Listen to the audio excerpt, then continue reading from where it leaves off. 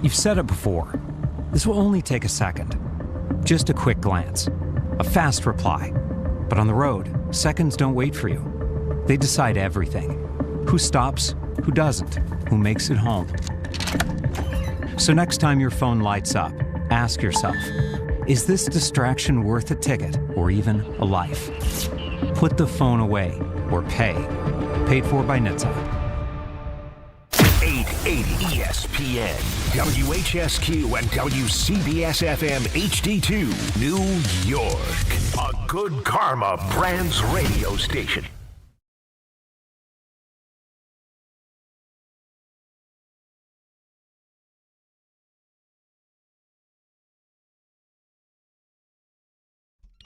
Starting to feel like the worst thing that could have happened to the Knicks was actually beating the Celtics last year. We'll explain. It's Bart Carlin, ESPN New York, and on the ESPN New York YouTube channel where you can be a part of the show. You can chime in with your comments. We will use them throughout. He is a regular part of the chat when he's not here, which I always appreciate. But he is here for Bart today, and he is Jake Asman. What up?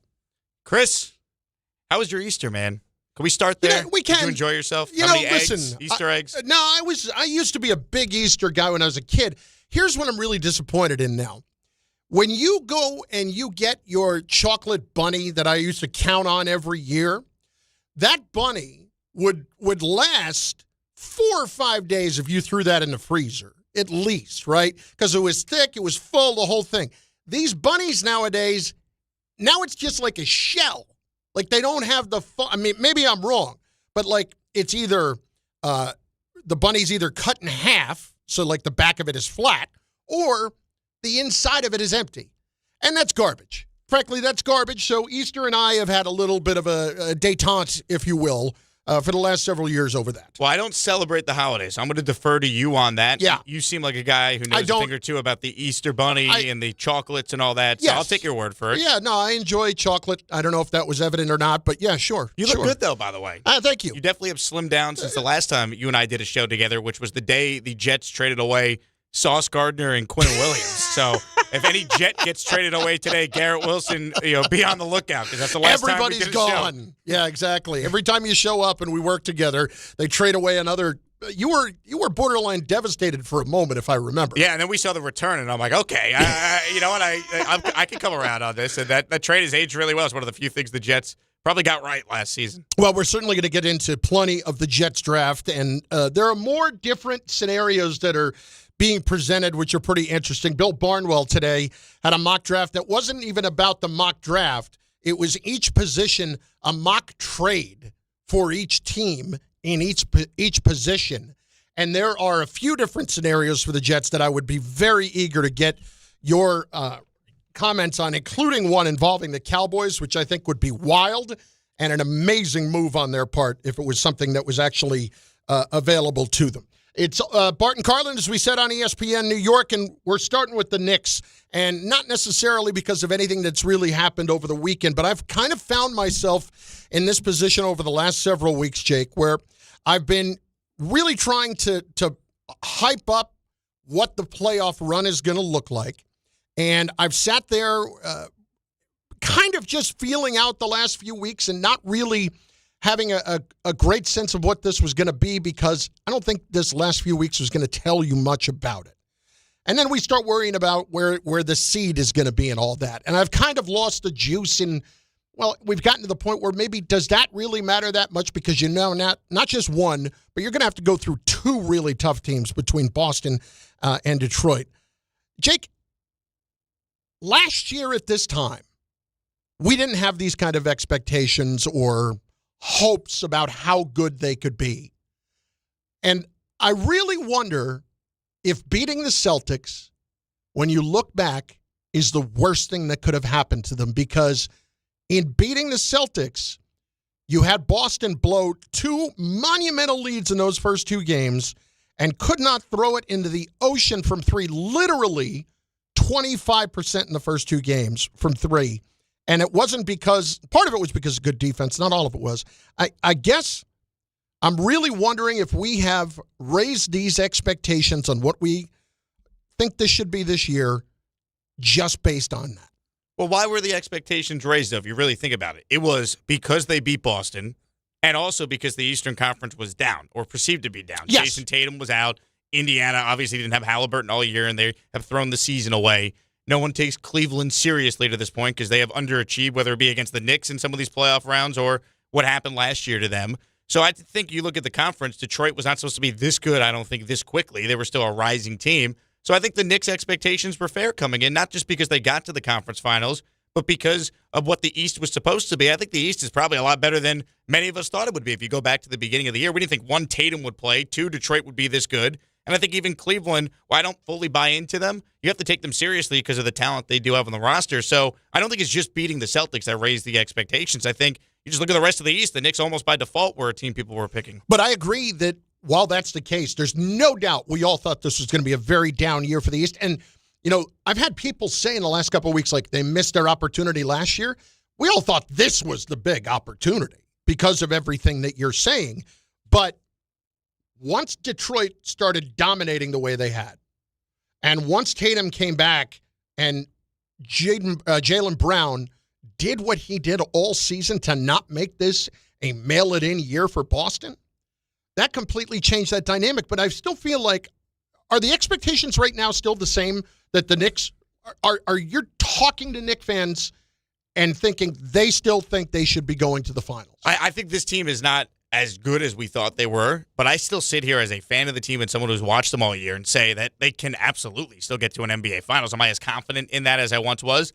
No, but I still think when the Knicks are at their best, they're just as good as any team in this conference. I think the East is just better than we anticipated, so it's not going to be as easy, but this team is still really good. We've seen moments, maybe not enough of them, but we've seen moments when they're at their best, whether it be that game against Denver, you go back to the the NBA Cup performance against the Spurs. There's been moments here or there where you could see this team, if it clicks, if they get some injury luck along the way, as we know that's big in the playoffs, I could see them getting to an NBA Finals. So I don't think beating Boston last year ultimately was a bad thing because that group needed to take a step forward.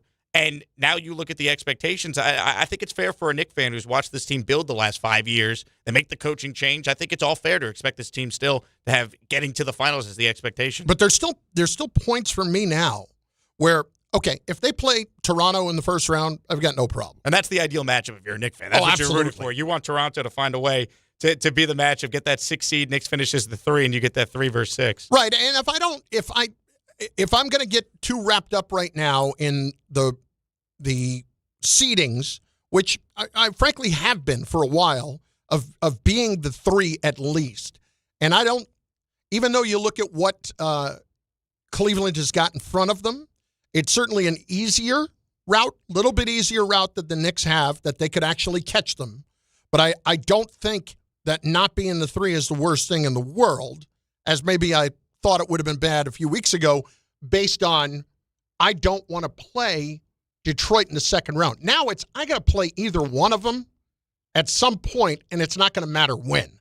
So I just have to figure out how to get past them. And also, we saw this last year. And look, every year is different. I'd be the first to say that. But last year, the narrative with the Knicks and why the expectations were lower is because anytime they played Cleveland or anytime they played Boston, OKC a year ago, they lost. They didn't play well, and they ended up still beating the Boston Celtics in the playoffs. And Cleveland, for all their dominance in the regular season, they haven't proven anything. They got beat last year by Indiana in the second round. So the seeding, to me, we could argue how important it actually is. I'm not quite sure if it's as important as maybe we once thought because of what happened last year. And at times, I think the Knicks have almost become a team where, I don't want to say they're punting on games in the regular season, but I think it's like the Yankees mentality where like the regular season doesn't matter. It's all about what you do in October. The Knicks have kind of reached that where they're almost bored with the regular season. And they don't have Thibodeau, who holds them accountable and treats every regular season game like it matters a lot more than I think a guy like Mike Brown does. So I think that has kind of been some of the Knicks' play, that they're just kind of ready to get through these final 4 games and get to the playoffs. See, I don't think it's a case where, as I'm looking at some of the comments in the ESPN New York YouTube channel,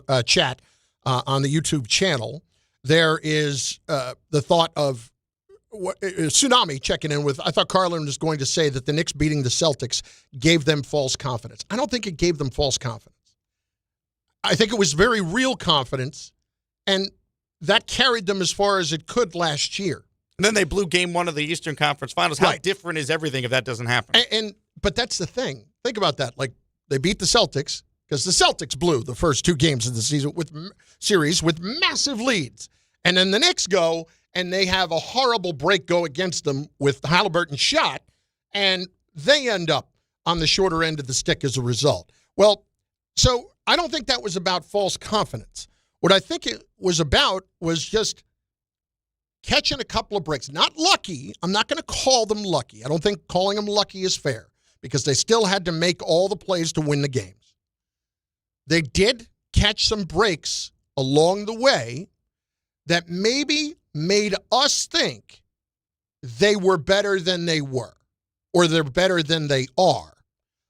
You're right about the rest of the conference. But I still think there was a tinge of, we beat the Celtics last year. We'll beat them again this year. That's not going to be a problem. You watch what Jaylen Brown did with that team, dude. That guy's a killer. That guy is an absolute killer.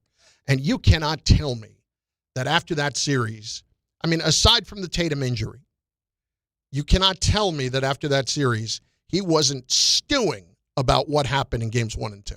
They're going to remember it. Look, it's going to be a part of this, but for all the warts we could poke with the Knicks, I'm sure if we were doing sports talk radio in Cleveland or Detroit with the Cade injury and what he's going to look like when he's eventually back, and even the Celtics and some of the conversations that have centered around that core despite winning a championship, you could find issues with all these teams. I think maybe that's the thing we overrated with the Knicks. We thought they were probably a lot better than they actually are, but I still think they're a very good team and a team that is capable of getting to an NBA Finals if they play at their best. The question is, are they going to be able to consistently do that? At times, it feels like this team is just checked out, especially on the defensive end. That frustrates the heck out of me. And I get it. But I think part of it is just like the NBA regular season is just way too long. And that's a whole separate conversation on just the state of the league. But look, whether they finish as the 3 or the 4, either way, it feels like they're going to have some sort of combination of either Detroit or Boston in the second round of the conference finals. And it's not going to be easy, but I'm not going to sit here and say they can't do it or last year was somehow a bad thing, because as a Knicks fan who's had nothing, that was the farthest I've seen them go in my lifetime rooting for them. I don't remember the 2000 Knicks the last time they were in the Eastern Conference Finals. I was alive, but way too young to process what that all meant. So, like, for a generation of Knicks fans, I don't want to take away how great last year was. It was a great thing. Now, did we maybe overrate what they are this year? That could be fair. And there's also a new coach coming in, so there's a natural adjustment there. They're going to be judged based on what they do in the postseason. Just like the Yankees are every year, the Knicks have now reached that where nothing you do in the regular season really matters. It just sets the stage for the playoffs. So I know you talked about this a little bit on your show over the weekend. I want to play this sound from Mike Breen on Friday on the game broadcast. You can hit us up at 800-919-3776, 800-919-ESPN. Are the Knicks actually victims of their own success, so to speak, of beating Boston last year and kind of changing what the expectations were to be this year? Also on the ESPN New York YouTube chat. Here is Breen on Friday talking about those in the media, those fans who may look at the Knicks and feel like their expectations right now, Mike feels maybe a little bit out of whack. Obviously, a championship is what everyone wants, and that's the goal. But just remember where the franchise was before Leon Rose arrived. And Leon Rose and his staff have done a tremendous job. And then you think about some of the play, like Julius Randle was a big part of the turnaround. Tom Thibodeau, a big part of the turnaround. And, of course, Jalen Brunson, a key figure in turning this struggling franchise around. It's amazing, and sometimes it's easy to forget there were a lot of dark years, and now that blows me away. Where it'd be a disappointment if they don't get to the NBA Finals. Now they still feel confident they can get there. It's not going to be easy. They've been up and down, very inconsistent. But we've seen a number of this particular Knicks roster and their ability to raise their game in the postseason, and that, of course, is led by Jalen Brunson. Notice he didn't say the owner came out and said in an interview that the expectations to get to the finals is not just the fans, not just the media, not just the Vegas betting odds before the year. The owner of the team said it. They fired Tom Thibodeau after reaching their first conference finals in 25 years because that wasn't good enough, seemingly. Losing to Indiana was not good enough. That team, they felt last year, should have been in the finals. So, to me, nothing's changed. I think we could walk and chew gum at the same time, Chris. I think we could say, as a Knicks fan, it's awesome that they've won 50 games or more now, 3 straight years. This team was winning 20 games a year for most of my life. So it's awesome to see that this team under Leon Rose has found a way to be consistently one of the better teams in the conference. But we can walk and chew gum at the same time. We can acknowledge that and also say if they don't get to the NBA Finals, it's going to be looked at as a very disappointing season for Knicks fans. So here's the thing about the owners thing. When he said that, I mean, what was that, like November? Something like that? I don't even remember when he said it. It was early in the season, was it not? It was like November, December when Jim Dolan made that comment. I think we're at a much different point right now than we were then. And that's where I would really point to the rest of the conference. That's where I would point to Boston. Because I think at that point, we were still at the thought that maybe that was the beginning of this year. Maybe that was in January. I don't know. Anyway, we're still at a different point now than we were then. I think a lot of the dynamics have changed. I'm not making an excuse for the owner saying it. I think he said it and it wasn't an ideal thing to do. But I have trouble. It's not that I completely agree with Mike 100%. I get where he's coming from because it was such a dark period for such a long time. But I think Knicks fans for the last 3 or 4 years, Jake, have been exceptionally, forgiving's not the word, but accepting of whatever it was going to be because it just happened to be back. I mean, this is a fan base that was having a parade after every playoff win on 7th Avenue the last couple of years. So I think we've reached a point where... It was January 5th, by the way, that Dolan said that. And again, like, to me, I don't think Dolan was wrong with what he said then, and I don't think fans are wrong for having the expectation that this team, in what was perceived to be a down Eastern Conference, coming off a season where they fired their head coach who led them to their first conference finals in 25 years. I don't think any Knicks fan is out of line for feeling like this team was built to be all in to try and get to the finals this year. No one's saying, at least I'm not, and people, Knicks fans in my life, aren't saying they have to win the NBA Finals. You have to at least get there. Take another step forward. They've gone further than they have the prior year, 3 consecutive seasons going into this one. So now the next step is getting to the finals. Right, but can we at least acknowledge, this is why I go back to the Celtics thing. They literally, in each of the first 2 games, were 15 of 60 and 10 of 40 from 3. They blew the 18, 19, 20-point leads in each of those first 2 games. So in those first 2 games, they shot 25 of 100 from 3. That wasn't because of amazing Knicks perimeter defense. They missed a lot of open shots. They really did. So I feel like when those couple of things happened, that changed the tenor of what the fan was thinking for this year, and maybe that was unfair.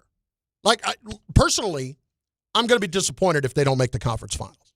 If they don't make the conference finals, I'll be very disappointed. So is your expectation they have to at least win 2 playoff rounds again? Like, what are the expectations? I mean, that would be an expectation considering I'd be very disappointed if they didn't. Yes. I think they should be able to beat one of those 2 teams, whether it's the Celtics or Detroit. I think they should have enough where they could beat one of those 2 teams. If they don't, it's going to be disappointing, but it also makes me think maybe I overestimated what they were. And Leon Rose at that point, I think we'll look at the last couple of seasons with this core that he put together and say it's not good enough to ever get to a finals. We got to make changes. Because the East you'd think would be better next year. Another year of this young Pistons core, Tatum back at full strength, coming off the Achilles. Like, those teams aren't going to go anywhere. Is that Giannis or nothing? That feels like the biggest move they can make, but is there another star that's disgruntled that could be on the move? Like, it's the NBA, you never know. But you want John Morant? Yeah. Not if he's bringing any firearms with him. I mean, they're going to make some sort of move, though. They won't run back this core exactly. But the problem is they went all in when they made the Bridges deal. That was the final piece. And then, of course, they made the Cat trade on the eve of training camp. Like, they pushed all their chips into the middle of the table, so they're limited with the type of moves they can even make to really rearrange the roster. Well, that's the problem, is that you're going to end up looking at the Bridges deal and saying that's what ultimately cost us in all of this, because we thought we were getting the Mikal Bridges that was in Phoenix, and it turns out we weren't. This is not the same guy, especially on the defensive end, that we would have expected to have. That's been the most disappointing aspect of his game for me. I would agree. Like, he's the 4th scoring option on this team. If you understand that, you don't have to kill him for his offensive performances, although you would like a little more at times. I mean, it'd be nice if he could ever just go to the basket and get to the free throw line, which he never does. But we were being sold we were getting an all-NBA defender. He has not been that guy. OG has been a way better premium defender than Mikal Bridges has been, and OG gives you a lot more offensively. Desi Roll checking in on the chat. Mike Brown was handed an Eastern Conference Final level team with an improved roster. So when you're talking about changing things up, for you, it's not the coach. That's not going to be, and I don't think, to be clear, I don't think the coach is going to get fired, no matter what happens. I think if they lost in the first round, the coach is not going to get fired. Oh, I don't know. If they lose in the first round, yeah, I could see Dolan being irate and making a change. Oh, I could see him being irate. I just don't know that he would make that change, considering he made the change with Tibbs last year. Remember when the Lakers tried to hire Danny Hurley? Can the Knicks swoop in?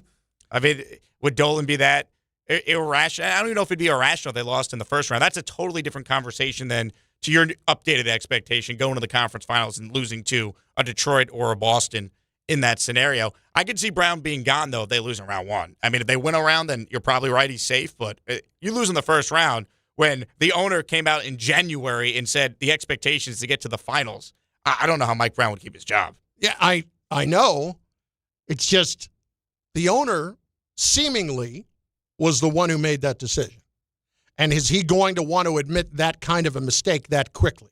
Or is he going to point the finger in another direction? Is he going to point the finger at Leon Rose for making the trade that he did with Bridges and giving everything away? I don't think he's going to fire Leon Rose. Better not. Yeah, and I don't think, because that's where you really point to Mike Breen's argument. Look at where they were. Look at where they are. You're going right back to the dark ages. Yes, if you do and that. one big thing did not work out, and it didn't get us over the hump. But at the same time, if you are thinking about what would put them over the top, then you're going toward Giannis, which seems the logical place. And I don't know that they can get that done. I really don't know that they can get that done. You know, the Towns thing, man, I think all of us knew that Julius Randle was not the guy to get you over the top as a centerpiece. The Towns thing is just disappointing to me. It's most disappointing when we have these nights when Karl Anthony Towns is taking 7 shots. Those nights absolutely drive me nuts. And their record in those games is actually not horrible. But it's still not anywhere what it should be when he's taking less than 10 shots a game. He's an incredible player when he is on and an incredibly frustrating player when it's not his night. It's like a starting pitcher that when he has his best stuff, he's unbelievable, but when he doesn't have it, I'd say he's got nothing. That's a lot like Karl Anthony Towns. He needs those starts where, like Max Fried yesterday, didn't have his best stuff, but could still grind you through 7 innings. Like Cat's B game needs to be raised a lot higher when he's not the focal point of the offense, or he gets off to a slow start, or he gets in foul trouble. It's incredibly frustrating to watch as a fan. And the Knicks need more from him, but they also need more from the other guys on this team. Like when OG has a bad game, I feel like fans never talk about that. All the blame is always either at Cat or Bridges. And I think even Brunson, he's not immune from total criticism either. If Cat's only touching the ball a couple times, you're the captain, you're the point guard of the team, you got to get the big man involved. I'd be curious to get your take on this because Maggie and I were discussing this last week, and we can get to it in a few minutes. Also want to get your take on it at 800-919-3776, 800-919-ESPN. Is the Celtics' win last year the worst thing that could have happened based on expectations now for the Knicks? 800-919-3776. Do you feel like your expectations maybe are too high based on what we've seen? All of that is there for you on the table at 800-919-3776. The point with Maggie was, are we going to look back at this time and regret that Jalen Brunson was the centerpiece of this team? In other words, they never expected him to be this, but once he turned into this, did you still need to go in another direction to make sure something else was your number one option? They tried to do that a little bit with Towns, but it wasn't going to be Towns. I don't know who that player could have been. Maybe Giannis, but at that point, the whole point was to put Giannis with a guy like Jalen Brunson. I don't think we're there that's my point. Like, if they actually did put Giannis with Brunson next year, and then that does put you over the top, then it kind of makes the point, even though you wouldn't look at it regretfully. Yeah, I mean, that's best case scenario, though. Yeah. That's like, the Yankees had Derek Jeter, they brought in Alex Rodriguez. Like, it's Jeter's team, but A-Rod was the better player in his prime. So I don't think any Knicks fan would be upset as long as Giannis bought into the fact that, hey, Brunson's the captain of the team. The NFL Draft is coming up Thursday, April 23rd. New York is on the clock. The Jets picking 2nd and 16th. The Giants pick 5th. Rick DiPietro, Dave Rothenberg, breaking it all down live. Join ESPN New York's Couchcast, your second screen for the NFL Draft. Real-time reactions, instant takes, and everything New York fans care about. Watch along, react with us. Do not miss a single moment. It's ESPN New York's Couchcast on draft night, April 23rd, 8 p.m. It's presented by Calandra's Bakery. 800-919-3776. Lines are open now on the Knicks. It is Jake Asman in for Bart Carlin, ESPN New York. Chris Carlin with you. Glad to be joined right now by Taylor Canfield. He is the U.S. Sail GP team driver. And we are all getting ready for the Mubadala New York Sail Grand Prix coming up at the end of May. Taylor, how we doing? Yeah, we're excited for the home event in New York. And, can't wait to be there and racing in front of all the fans. Tell us why fans should be excited for the Mubadala New York Sail Grand Prix. The racing is just so exhilarating coming in and watching it from the shoreline of Governor's Island and in front of the Statue of Liberty, racing in one of, the biggest, most amazing cities in the world. I'm getting the goosebumps just talking about it. And, these boats are, the fastest boats in the world, racing, with the best sailors in the world. It's really cool. And it's going to be so electric in New York. And, it's our home event this year. So we're pumped. We are pumped as well. Taylor, we appreciate your time. He is U.S. Sail GP team driver, Taylor Canfield. We're looking forward to the Mubadala New York Sail Grand Prix coming at the end of May. Taylor, thanks. In the Bronx, a pretty sizable delay westbound side of the Cross Bronx, just past the Deegan, approaching the Deegan. It's an accident blocking at least one lane. Those delays go past White Plains Road, going south on 95 westbound Cross Bronx toward the George Washington Bridge. Hudson River crossings are down to about 10 minutes at the Holland Tunnel, Lincoln and George Washington Bridge down to minor delays coming into town. And in New Jersey, the Garden State Parkway with a crash being cleared northbound by exit 139, coming in toward Kenilworth and up toward Union. There's another accident just past Route 78. And 78 itself westbound, overturned dump truck out by Clinton. At least the two right lanes are closed. Cleanup continues there by exit 16. I'm Bob Williams on 880 ESPN New York. The New York City Department of Correction offers countless career opportunities, from specialized units to leadership roles that support public safety and change lives for the better. It starts with one step: registering for the New York City Correction Officer exam. Earn over $109,000 after just 5.5 years. Benefits on day one, job security, pension at any age after 22 years of service. Go to nyc.gov/joinDOC or search Join DOC. One career, many opportunities. Register today to take the test. Make cancer screening a part of your annual healthcare routine. New York Presbyterian offers a full range of cancer screenings, including lung, cervical, prostate, colorectal, breast, and more. Regular cancer screenings could save your life by detecting cancer at its earliest, most treatable stages. Screenings are available across New York City and Westchester. Learn more at nyp.org/cancer screening. Stay amazing. New York Presbyterian. Discover where your future can take you at SUNY Canton Spring Open House on Saturday, April 25th. Explore exciting new programs like data science and analytics and cybersecurity, designed to prepare you for today's most in-demand careers. Tour campus, meet faculty, connect with current students, and sit down with financial aid representatives. Plus, attendees can enter for a chance to win a scholarship. For registration details and information about courtesy bus trips from New York, email admissions@canton.edu. SUNY Canton, your future starts here. It feels like everyone's sick right now. You aren't imagining it. Doctors say this is the worst cold and flu season in 25 years, and it's not over. I was just traveling. It was like everyone around me was coughing, sneezing, and sick. I can't afford to get sick, and I doubt you can either. That's why I ordered a medical emergency kit. Having a medical emergency kit is like having urgent care and pharmacy right in your home. It includes essential prescriptions like generic Z-Pak to help you get well faster, plus important antibiotics to treat pneumonia, strep throat, sinus and ear infections, nausea, even UTIs, and many more common and serious illnesses. It's your kit the moment you need it. Just match your symptoms to the right prescription in your guidebook or call their telemedicine doctor standing by. It's genius. Every home needs at least one medical emergency kit. Order yours online in minutes and it's shipped to your door. I can save you $45 when you use my promo code 880 at urgentcarekit.com/880. Again, save $45 with my promo code 880 at urgentcarekit.com/880. Hi, this is Chevy, managing partner at Precision Solar. If you're looking at solar in New York, New Jersey, or Connecticut, here's what actually matters. Real numbers, honest answers, and a team that handles everything. We manage the entire process from start to finish. Designs, approvals, installation, and even a brand new roof if you need one. We don't sell you more than your home actually needs. Just smart systems designed for long-term savings and predictable energy costs. Visit PrecisionSolar.com to schedule your free home assessment. Precision Solar, built to perform for decades. In sports, the tape never tells the whole story. Hiring is no different. AI can make candidates look like an MVP on paper, so knowing the person and the skills behind the resume matters. That's where Robert Half changes the game. Our recruiters combine their expertise with award-winning AI to evaluate skills and fit quickly. Learn how we can find you specialized talent in finance, accounting, technology, and more. At Robert Half, we know talent. Visit roberthalf.com/talent today. You've said it before. This will only take a second. Just a quick glance. A fast reply. But on the road, seconds don't wait for you. They decide everything. Who stops, who doesn't, who makes it home. So next time your phone lights up, ask yourself, is this distraction worth a ticket or even a life?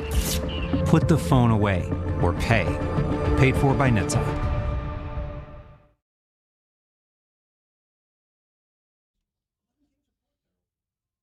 Our guy Johnny Pickens is making a ridiculous point, and it's ridiculous in a good way. It's Carlin. It's Jake Asman filling in for Bart on ESPN New York, on the ESPN New York YouTube channel, that midway through last week, 1 through 20 in terms of the teams that were going to be playoff teams and play-in teams, were all determined already. Like, that's how big the gap has been between 10 and whatever 11 through 15 is. And that just tells you we're not just trying to tank. We are doing everything within our power to tank for 10 teams in the league that not even April had hit. And you're already set on who the field is going to be, just not where they're seated. And that's utterly ridiculous. I just checked to confirm. It is insane. I mean, I thought when John Winthrop was saying, look at the gap between 10 and 11 right now in both conferences. It's insane. What is it? Just for my own edification, specifics. The Golden State Warriors are 36-42. By the way, 36-42 and being in a play-in spot is ridiculous in and of itself. But okay, they are 36-42. Memphis is the next closest team at 25-53. So it's a difference of a 26. So it's a 10-game difference. It's insane. That's a 10-game difference. What about the East? Yeah, the East, Miami, 41-37. And then the next closest team to them, the 11 seed, would be the Milwaukee Bucks, who are 31-47. Another 10-game difference. It's outrageous. That is unbelievable. It's not unbelievable because it's very believable. But if you just want to quantify how bad the problem is, that really illustrates it more than anything else. A third of the league is tanking. And the NBA has the audacity to suggest that they want 2 more teams for expansion. What are we doing? You can't, unless the format, the rules against tanking are adjusted to prevent something like this from I did not happening. love a lot of what they put out last week either through Shams. I mean, it was nothing. Listen, it's going to be very hard to find a perfect scenario, but I didn't love where that was headed either. It can't be what we're currently dealing with. Because, again, and I think part of this is rubbed off on like the Knicks mentality as far as, hey, the regular season really doesn't matter. We know we're going to get our wins. We don't necessarily care where we are in seeding. We know when we play at our best, we think we could beat everyone, and we're just going to kind of coast to the regular season. And all these teams that are intentionally losing on purpose make it very easy to coast to the regular season and still win 50 games for a Knick team that until the last 3 years had not done that since Pat Riley was coaching them. Let's hit some calls. 800-919-3776, 800-919-ESPN. Also in the YouTube chat, over on the YouTube channel. Let's go. Blair, Plainfield, starts us off. ESPN New York. Blair, what's going on? Hey, how you doing? Good. Yeah, with Brunson and Cat, it's just a matter of compatibility. Brunson is the type of guard that needs to score, and he's not a facilitator first. We see it every time he's not in the lineup. Now, with Brunson, it takes so much time for him to develop a shot because he can't beat people off the dribble. He doesn't drive. So this idea that Cat has to demand the ball and beg the ball, Brown and a real point guard would facilitate an all-star like Cat without a question. He wouldn't have to demand anything. So I think that no matter what happens, the Knicks need to get and a facilitating point guard, pure point guard. So what you're saying is move on from Brunson. On the two. You don't think Brunson's the right guy to be playing with Cat. You would rather get rid of Brunson than get rid of Cat. No, hold on. You're putting words in my mouth. I'm saying that until they get a facilitator, a pure facilitator, okay, that doesn't need. So you're going to play Brunson off the ball? Yeah, absolutely. Absolutely. Okay. Because it's ridiculous to say that somebody who's an all-star, it's his problem, it's his fault, when obviously he was never made to fit Brown's system, and they don't use him. To be clear, I don't think it's all Cat's fault by any stretch. I do wish that Cat was more aggressive in his approach, not just physically and attacking, but also in demanding the ball when he has mismatches. But that's not him. Do you remember when Shaq was basically trying to tell him that during one of those on that interviews? That's what he was saying. That is exactly what Shaquille O'Neal was trying to get through to Karl Anthony Towns. That you could say the right thing in the media, it's all about the team winning. But no, like Shaq's point was, the team winning has to go through you being more assertive and basically taking over games because that's the type of player you're capable of being. Yes, it's not about you getting the credit. It's about for this team to reach its peak, you have to play at your peak. And that's what it's about. We've seen that at times. They don't win that Game 3 in the conference finals against Indiana last year without Karl Anthony Towns completely taking over that game. It's in him, and that's why if you're a Knicks fan, you could dream of this team getting to the finals because the talent is there from him. Brunson, we know how good he is in clutch situations and what he has done. Like the roster, I think, is good enough. It's just, can they do it against these teams when it actually matters? They haven't played a quote-unquote big game since when? When was the last time the Knicks actually played a game where they were all in? It really matters. Like, you could tell me some of these regular season games, I guess, against the Thunder, but I don't think the Knicks treated it like it was do or die. This is the game we got to win at all costs. And here's the other thing. Playing Brunson off the ball, look, it's not an ideal scenario. I will be the first to admit he is not the truest of point guards, okay? His job is not to get the ball to everybody else first. Clearly, he's not that kind of player. I don't think playing Brunson off the ball is a great idea here because then we're talking about him playing more of a pure 2, and is he the size of a player that you want playing a 2? No, his superpower is that he could create his own offense. Yes. Like you're making it more complicated now to figure out what your offense is if it's not in Jalen Brunson's hands as much. Yeah, what you are doing is taking guys and trying to fit square pegs into round holes, and when you do that with multiple people, then you're really asking for trouble. And it's too late in the year to even attempt to do something like this, nor do you have probably the personnel that could do it. So, I mean, look, when the Knicks play at their best, have they not proven they could be one of the best teams in the league? That's what you're banking on if you're a Knicks fan, that, hey, as Mike Breen said in that cup we played last segment, these guys have shown at times to rise to the moment. They won the NBA Cup for what that's worth. We saw them play at their best against a great Spurs team that night. There's moments we've seen it. We saw it against Denver on March 6th. I think that was the date. Like, there's times we've seen this team look like a team that could get to an NBA Finals. It just has not been nearly as consistent as we thought it was going to be this year. They still won 50. They're still 50-28 entering these Final Four games. They're basically a game short of what they did last year. Right. Yeah. David Elizabeth is up next on ESPN New York. David, what's going on? What's going on? D, how you doing? I'm doing all right. You guys can hear me clear? Yeah, you're a little underwater there, but what do you got? Okay, this is what I Oh, scuba diving. Oh, we lost you now. Yeah, right. Now it's not so great. That's not great. All right, we'll get him back on. Call back. We'll get you back on here in a couple of minutes. I just don't want to see a scenario where we're trying to move too many things around. Like, I can't imagine the Knicks being a team that brought in more of a true point guard and tried playing him with both Brunson and Cat. That doesn't compute. What they would do is they would just trade Cat. I don't think they would run this back and say, let's try again and have Brunson play more off the ball. They're not going to. If anybody's going, it ain't going to be Jalen Brunson. No, again, he took the largest pay cut in professional sports history. His dad is the assistant coach on the team. He was like the only assistant that survived the coaching change. I mean, it's his franchise at this point. They're not going to trade him. Primo Sabe, Brunson can create his own shot and score, but not the facilitator like Kidd or Nash. Of course. Well, first of all, not many people are the facilitator like Kidd or Nash. You just named two of the greatest point guards ever.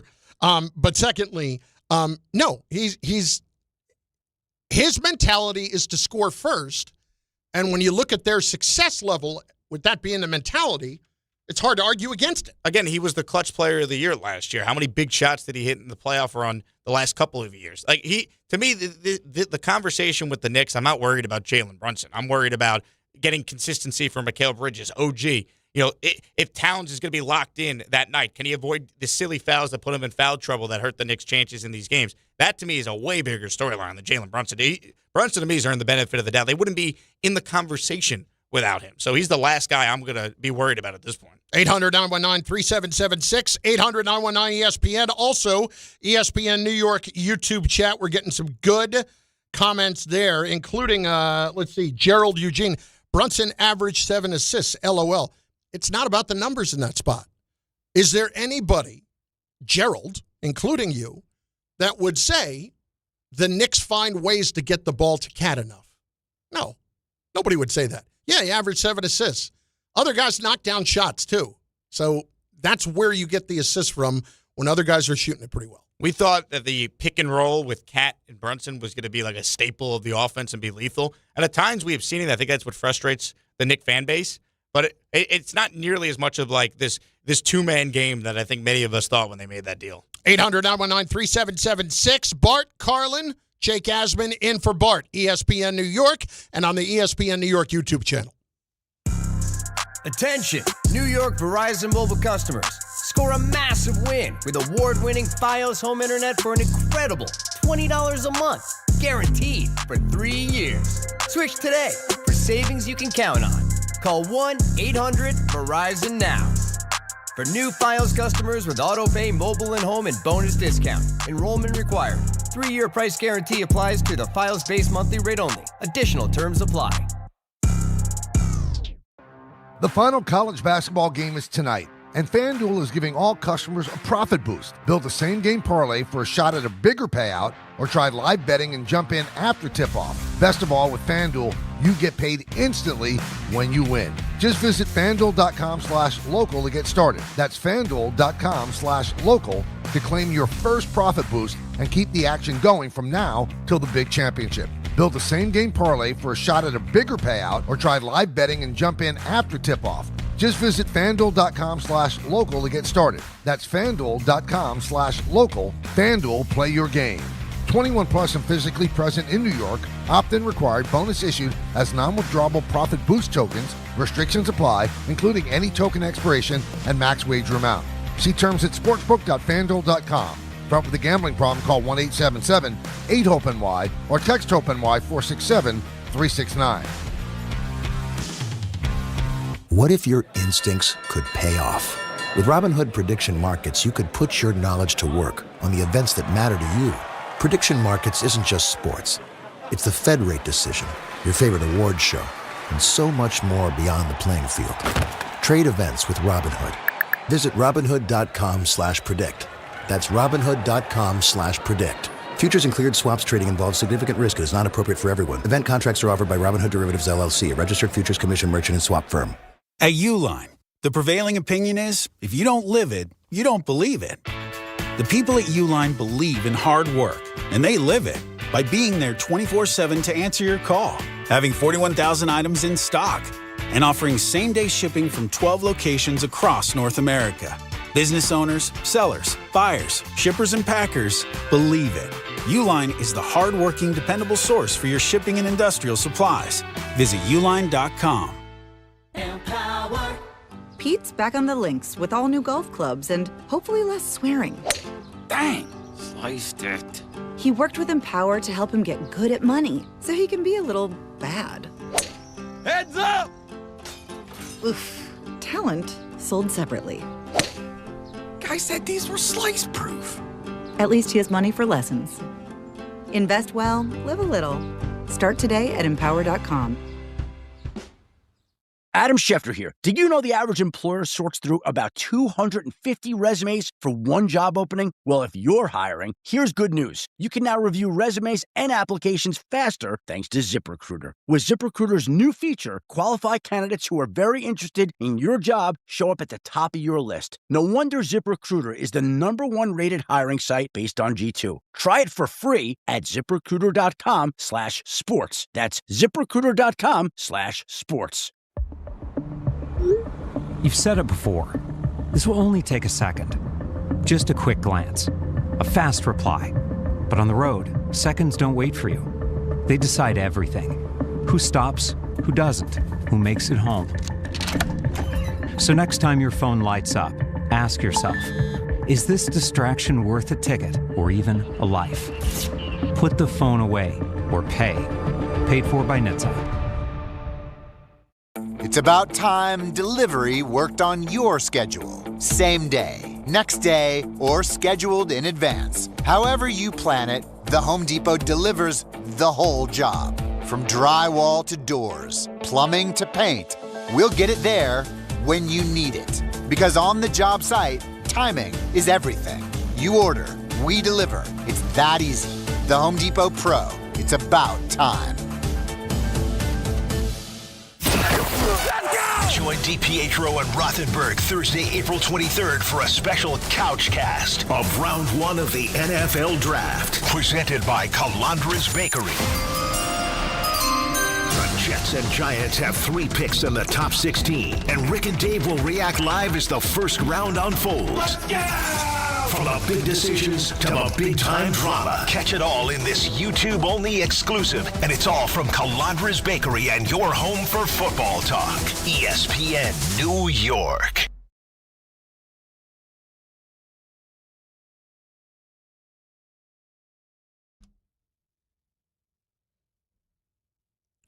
Which is pretty much what Jake Asman accused Mike Tannenbaum of doing with his organization, sabotaging it. Well, I don't know if it's How are you and intentional. Mike? Honestly, Mike and I get asked this a lot, so I'm glad you brought this up. And I can't wait to get to the draft to talk to Mike about it, too. Yes. Because I want to get his take away from you and see what his take on Jake Asman is. I think Mike would say the same that I'm about to say, that we get along really well when we're not discussing the Jets on air. Okay. Because I have great respect for Mike. In fact, I've defended Mike numerous times when we've talked about like the Jet organization issues. I've said, and part of the issue is they got rid of you, Mike, and didn't keep you and Rex together, and that's where this all started. So, like, Mike's like one of the few people in my sports life that's provided real happiness for me with those Jet teams that he put together in 09 and 10. So I like him a lot, and I think we have some good discussions on air, and we have great discussions off air. But when it comes to the Jets and the fact that Aaron Glenn was horrible in his first year, and he was the guy that basically made that happen, it definitely led for some contentious segments on New York Game Day this year. What I'm going to predict from Mike is when I ask him that, let me tell you something. Let me ask, just tell me, Jake Asman, what are your thoughts? Mike's going to stop for a second, and you know this look. He's going to give you a look of, how can I say this in as politically correct way as I can? And then he's going to say something that, like, would be complimentary of you, but not like the first thing that you would want it to be. Like you'd say something like, Jake's a really talented broadcaster. He wouldn't come out and say, oh, Jake's amazing. He's my guy. He'd be like, Jake's a really talented broadcaster. Mike doesn't want to badmouth, I don't think, anyone. No, he doesn't. He absolutely doesn't. When you talk to Mike. No, but I mean like on a personal level when I say that. Like he'll give his opinion on things. It's just on a personal level, and I appreciate that about Mike. He's a great guy. Yes. And I at times I did feel bad when, we were getting into it over the Jets, but honestly, I felt the worst when callers were calling in, ripping into them, because it's like, it's one thing if like I could do it or whatever, because I could kind of control, how the discussion is going to go. But when people were calling in, Jet fans, like in the height of this team getting blown out by 30 points every game in December, calling in, ripping them, that was tough. But that's the unfortunate spot he found himself in as someone who's on air expected to do a show on the New York teams. And, the Jets are in the midst of one of the worst seasons they've ever had. They went 3-14. This is how good of a guy Mike is, and I've told this story before. When I didn't know him well at all, when I got cut loose from Fan, first text I got, Mike Tannenbaum. You're too talented. You're too this. You're too that. This is going to work. Don't worry. Like, really great guy. Completely out of nowhere. Like, wow. And it wasn't just the typical, you'll land on your feet. Because like that That's the worst thing to get when you get fired. Then you'll land on your feet. How do you know? No, he went on above and beyond. And then when I came to ESPN, first text I got, Mike Tannenbaum. Wow. Thrilled to be your teammate. How about that? Mike Tannenbaum. Man, he knows how to play the game well, though. Yeah, I wasn't playing. What is playing a game? What is? That's you have my to know point. how to talk to people to be a GM twice for two different franchises. But what does Mike Tannenbaum get out of being that nice to me out of nowhere? You won't bash him or any of his transactions when he was a GM. I had bashed him plenty when he was the GM. You really had to bring in Tebow, Mike? Like, you probably won't reference that. I know. You will never convince me that was Mike's idea. That was probably all Woody. The better thing could have been, I get on Mike a lot for this. And again, I really like Mike, but like, here's an example of me as a Jet fan. It just comes out when we do shows. He drafted Vlad Dukas out of UMass in the second round. King Ugly, for those who remember Hard Knocks in 2010. Yep. The same year, Victor Cruz from UMass is a UDFA. Mike went to UMass. I'm like, Mike, how did the Jets not get Victor Cruz if you're the UMass guy? But when it's a UDFA, like, it's not somebody that was drafted shortly after Vlad Dukas. Right, but the Jets should be the team that brings in Victor Cruz for the tryout right away or to be in training camp. How do we draft Vlad Dukas and not take the guy that ended up being a catalyst to winning a Super Bowl for the Giants? Let's get David and Elizabeth back up. Phone's better here, I'm told. What's up, brother? Yeah, it should be. Do you guys hear me a lot better? Yeah, that's better. Awesome. Yeah, I just wanted to say this is funny. Jake is over here talking about superpowers of Jalen Brunson. Everybody has superpowers since Aaron Glenn, huh, Jake? That's right. I mean, look, Aaron Glenn's superpower is apparently play calling, and Jalen Brunson's superpower is scoring, David. That is correct.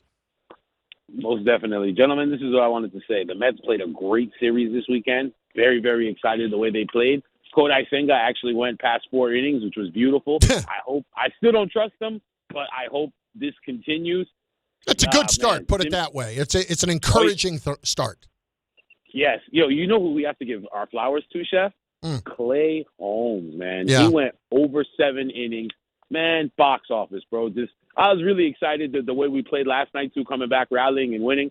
Really good stuff. And as far as the Knicks, I just want to say this before you guys let me go. I'm a realist about this team. Jake is 100% right, and you're right, too, Chef. This team has what it takes to get to the finals and win. But there's a misconnect somewhere. Like something isn't correct, and we don't know what it is. Like, yeah, we want to blame Towns, but Towns plays a really good game. And like Jake just said, Shaq told him what to do to be dominant. And it's like, oh, I don't want to disrupt the team. But you got to do what it takes to win. And I don't know if Towns is going to, come out of that shell and do what he's supposed to do for the team. But I don't know. We'll figure it out, man. Postseason's around the corner, and I'm gonna cheer my Knicks on, man. I don't know about all that final stuff. Yeah, I don't think they're gonna. I don't think the Towns is going to change who he is. I don't expect that. I don't expect him to all of a sudden be this guy that he's just not. And that's disappointing because I would like to see him actually be somebody that was more aggressive in that. But if it's not who he is, there's nothing I can do about that. And you got to just hope that if he's not going to have, that dominant showing in certain nights, other guys around him. You know what you're going to get pretty much from Brunson every game, but you can't have the night where Mikal Bridges can't hit anything. You can't have the night where OG is off. Like the other guys on nights, if Towns is going to have those moments where he gets into foul trouble, he's got, 3 points at halftime of a playoff game, which has happened a lot this year, that someone else is hopefully able to, shoulder the scoring load next to Brunson. How about Ed Newark up next, ESPN New York. Ed, what's going on? Hey, how's it going? Thanks for taking the call. Big Knicks fan. I'm not as optimistic as our last caller there. Towns, as you've already mentioned, goes into, these droughts where he's just, you can't find him on the floor. And then Brunson, Brunson is who Brunson is. And the thing with Brunson is that, Brown wants to move the ball, and Brunson's just not that type of player. I mean, he will hold that ball. I mean, he's not doing it as much as he has in the past, but that's just not his game. And then the other thing is, he's a liability on defense. And when we look at the teams that we expect to see in the championship and eventually win a championship, they have that one player, that one two-way star that can guard pretty much 3, 4, sometimes even 5 guys on the, any position on the floor, and is also on any given night the best scorer. And the Knicks just don't have that. And without that guy, and Brunson's definitely not that guy. Towns isn't that guy. So I just don't see it. And I think the other thing is that we took a step down defensively. I think that Thibodeau, that was his game. That's what he focused on. That's what the team was drilled into the team, and I just don't see that defensive intensity. The thing is if you go back and you look at what the statistics are defensively, they're actually slightly better this year. It's just, do you trust them to play well enough defensively? Listen, you can talk about Brunson being a defensive liability. That's never changing. Like, he's not all of a sudden going to turn into a lockdown guy, but or even serviceable for that matter. I am curious as to what their defense looks like in the playoffs. Also, the big thing with the defensive numbers, it's a bit skewed. Remember, Mitchell Robinson, who is as important on that side of the ball as any player on their team, he didn't play a lot in the regular season a year ago. He came back in March of last year. Very true. Bart Carlin, ESPN New York. And on the ESPN New York YouTube channel, we will continue to get some of your comments in from there. We will continue to take your calls on the Knicks. We'll get into some Mets here coming up momentarily, including Soto and the dreaded calf. That's next, ESPN New York. At City Harvest, we believe no New Yorker has to go hungry. With your help, we're on the road 365 days a year, rescuing over 77 million pounds of nutritious food and delivering it free to millions of New Yorkers, transforming surplus food into sustenance, sustainability, and smiles, rallying thousands of New Yorkers to power a network of nourishment across our city. One day, one meal, and one New Yorker at a time. That's how we feed good. Donate at cityharvest.org. More people trust their hearts to New York Presbyterian than any other hospital in New York. It's because New York Presbyterian has the most experienced cardiovascular doctors, treating a full range of heart conditions, from heart failure to valve repair, with the most advanced treatments. Find a doctor at nyp.org/heart. New York Presbyterian. New York Presbyterian Hospital, based on U.S. News & World Report 2025 to 2026 cardiology, heart, and vascular surgery rankings. It feels like everyone's sick right now. You aren't imagining it. Doctors say this is the worst cold and flu season in 25 years, and it's not over. I was just traveling. It was like everyone around me was coughing, sneezing, and sick. I can't afford to get sick, and I doubt you can either. That's why I ordered a medical emergency kit. Having a medical emergency kit is like having urgent care and pharmacy right in your home. It includes essential prescriptions like generic Z-Pak to help you get well faster, plus important antibiotics to treat pneumonia, strep throat, sinus and ear infections, nausea, even UTIs, and many more common and serious illnesses. It's your kit the moment you need it. Just match your symptoms to the right prescription in your guidebook or call their telemedicine doctor standing by. It's genius. Every home needs at least one medical emergency kit. Order yours online in minutes and it's shipped to your door. I can save you $45 when you use my promo code 880 at urgentcarekit.com/880. Again, save $45 with my promo code 880 at urgentcarekit.com/880. Hey, New York and New Jersey, Boost Mobile has an unlimited talk, text, and data plan that's only $25 a month forever, meaning you'll only ever pay $25 a month for the rest of your life. Who wouldn't want unlimited wireless when it only costs $25 a month forever? If you don't, you must be one of those people who enjoy overpaying for their phone plan. $25 a month forever is truly as good as it gets, so go online and switch now at boostmobile.com. After 30 gigabytes, customers may experience slower speeds. Customers will pay $25 a month as long as they remain active on the Boost Mobile Unlimited plan. Hi, this is Don LaGreca. Just like the New Jersey Devils protect their home ice, Viking Pest Control protects your home. And I know because I use Viking at my own place. As the pest control provider and proud partner of the New Jersey Devils, Viking brings 45 years of trusted experience and expert service to keep ants, cockroaches, stinging insects, rodents, and even mosquitoes out of your zone. Their local team builds a personalized game plan that actually works. And when you bundle pest control and mosquito services, you score big savings. One call, one company, total peace of mind. Visit VikingPest.com. Protecting your home inside and out. Do you read more about your team in the off-season than in the season? Does your game day outfit include a brown bag with eye holes?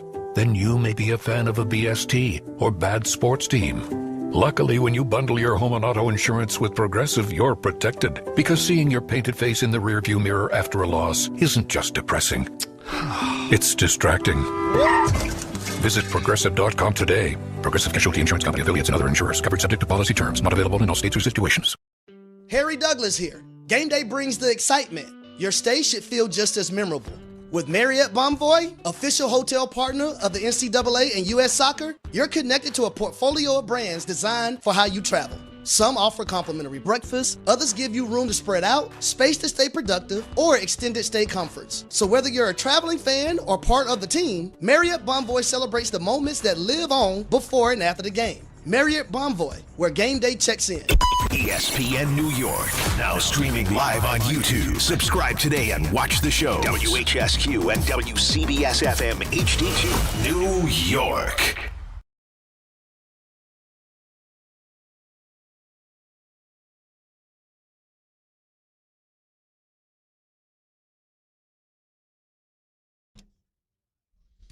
I don't know about you. It's almost a visceral reaction every time I hear the words minor calf strain.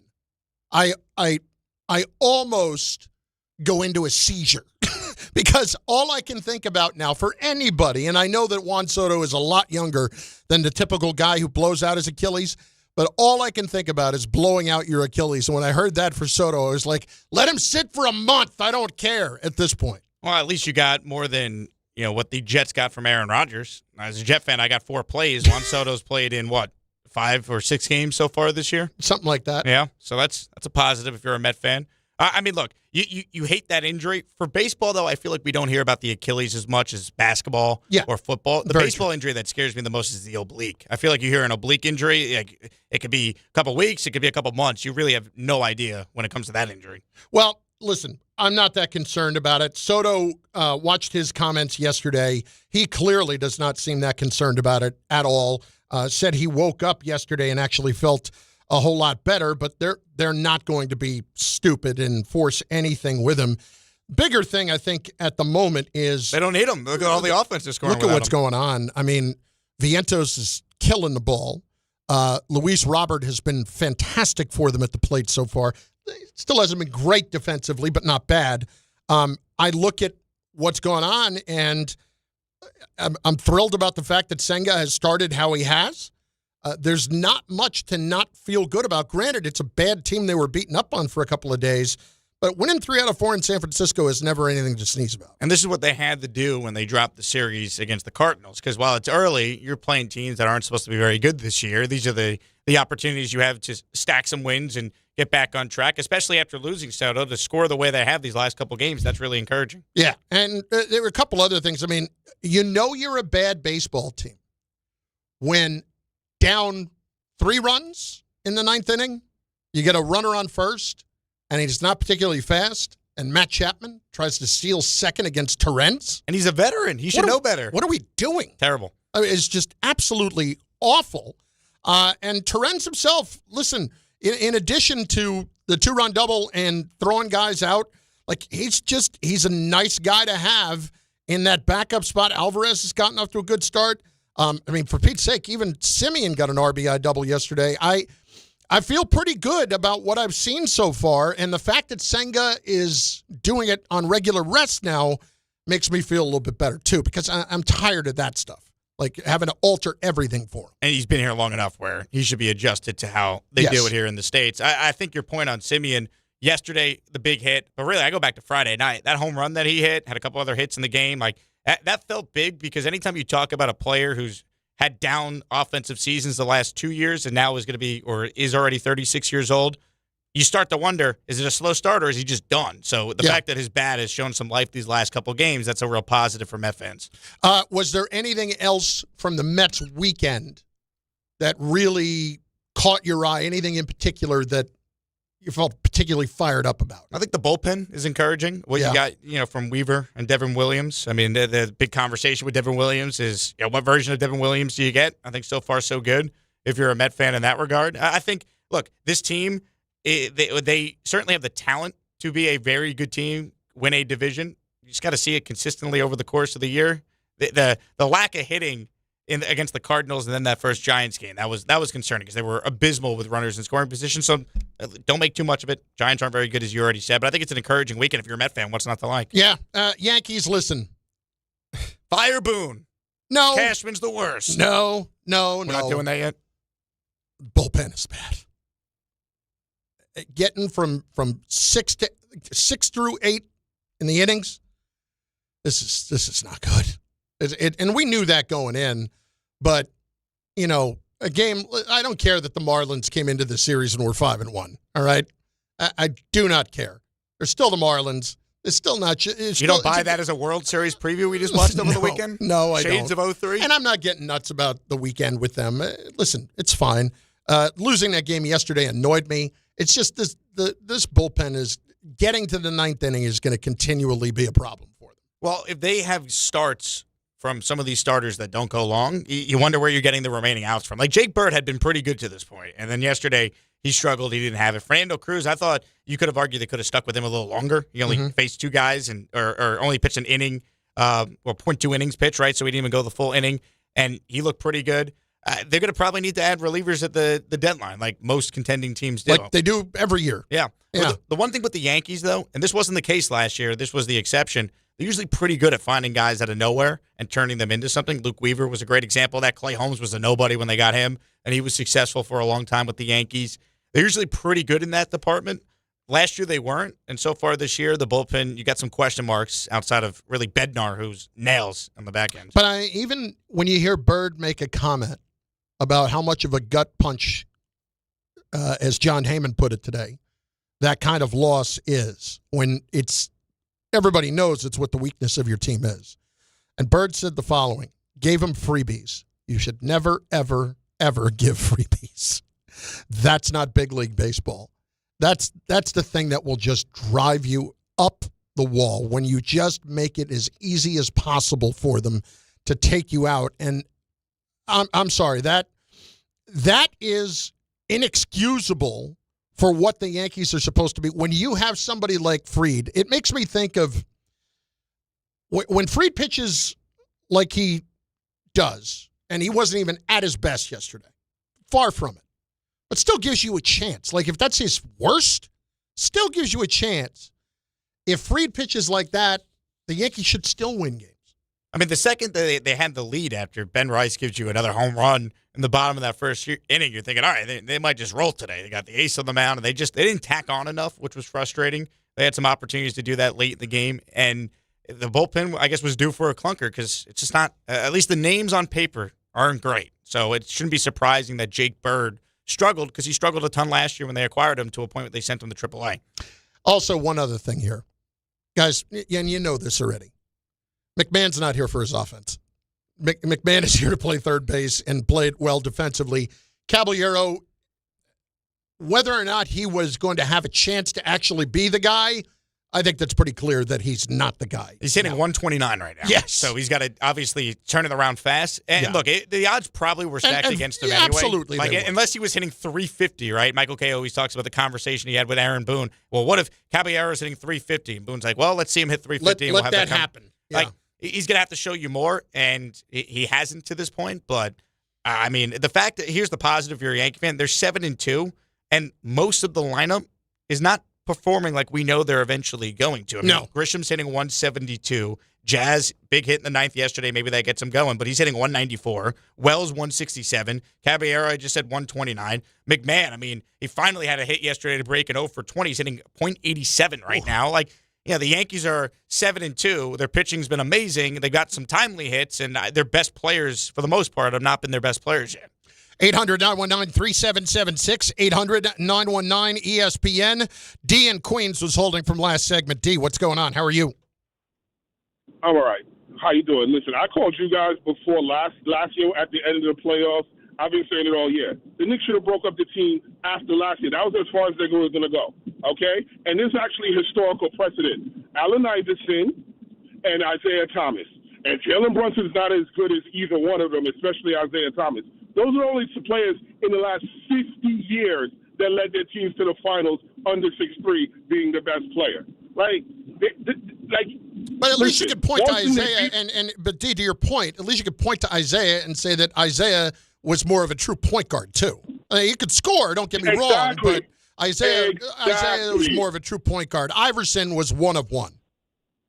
There you go. And Brunson's not on their level. And another thing too, like, you could have got more for the pieces. You're going to get less for the pieces you have now. Like, all the teams around them got better. I mean, look at Atlanta. They just dropped Trae Young. They're like, yeah, enough. And they said because the Knicks held on to the pieces too long. This thing is cooked.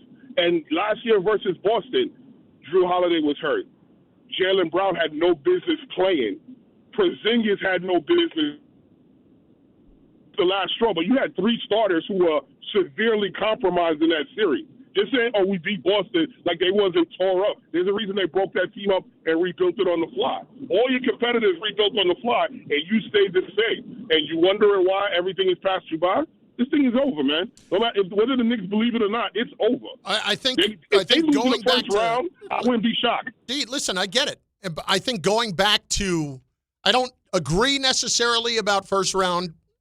If they lost in the first round, I'd be beyond disappointed. It doesn't mean I think it's impossible.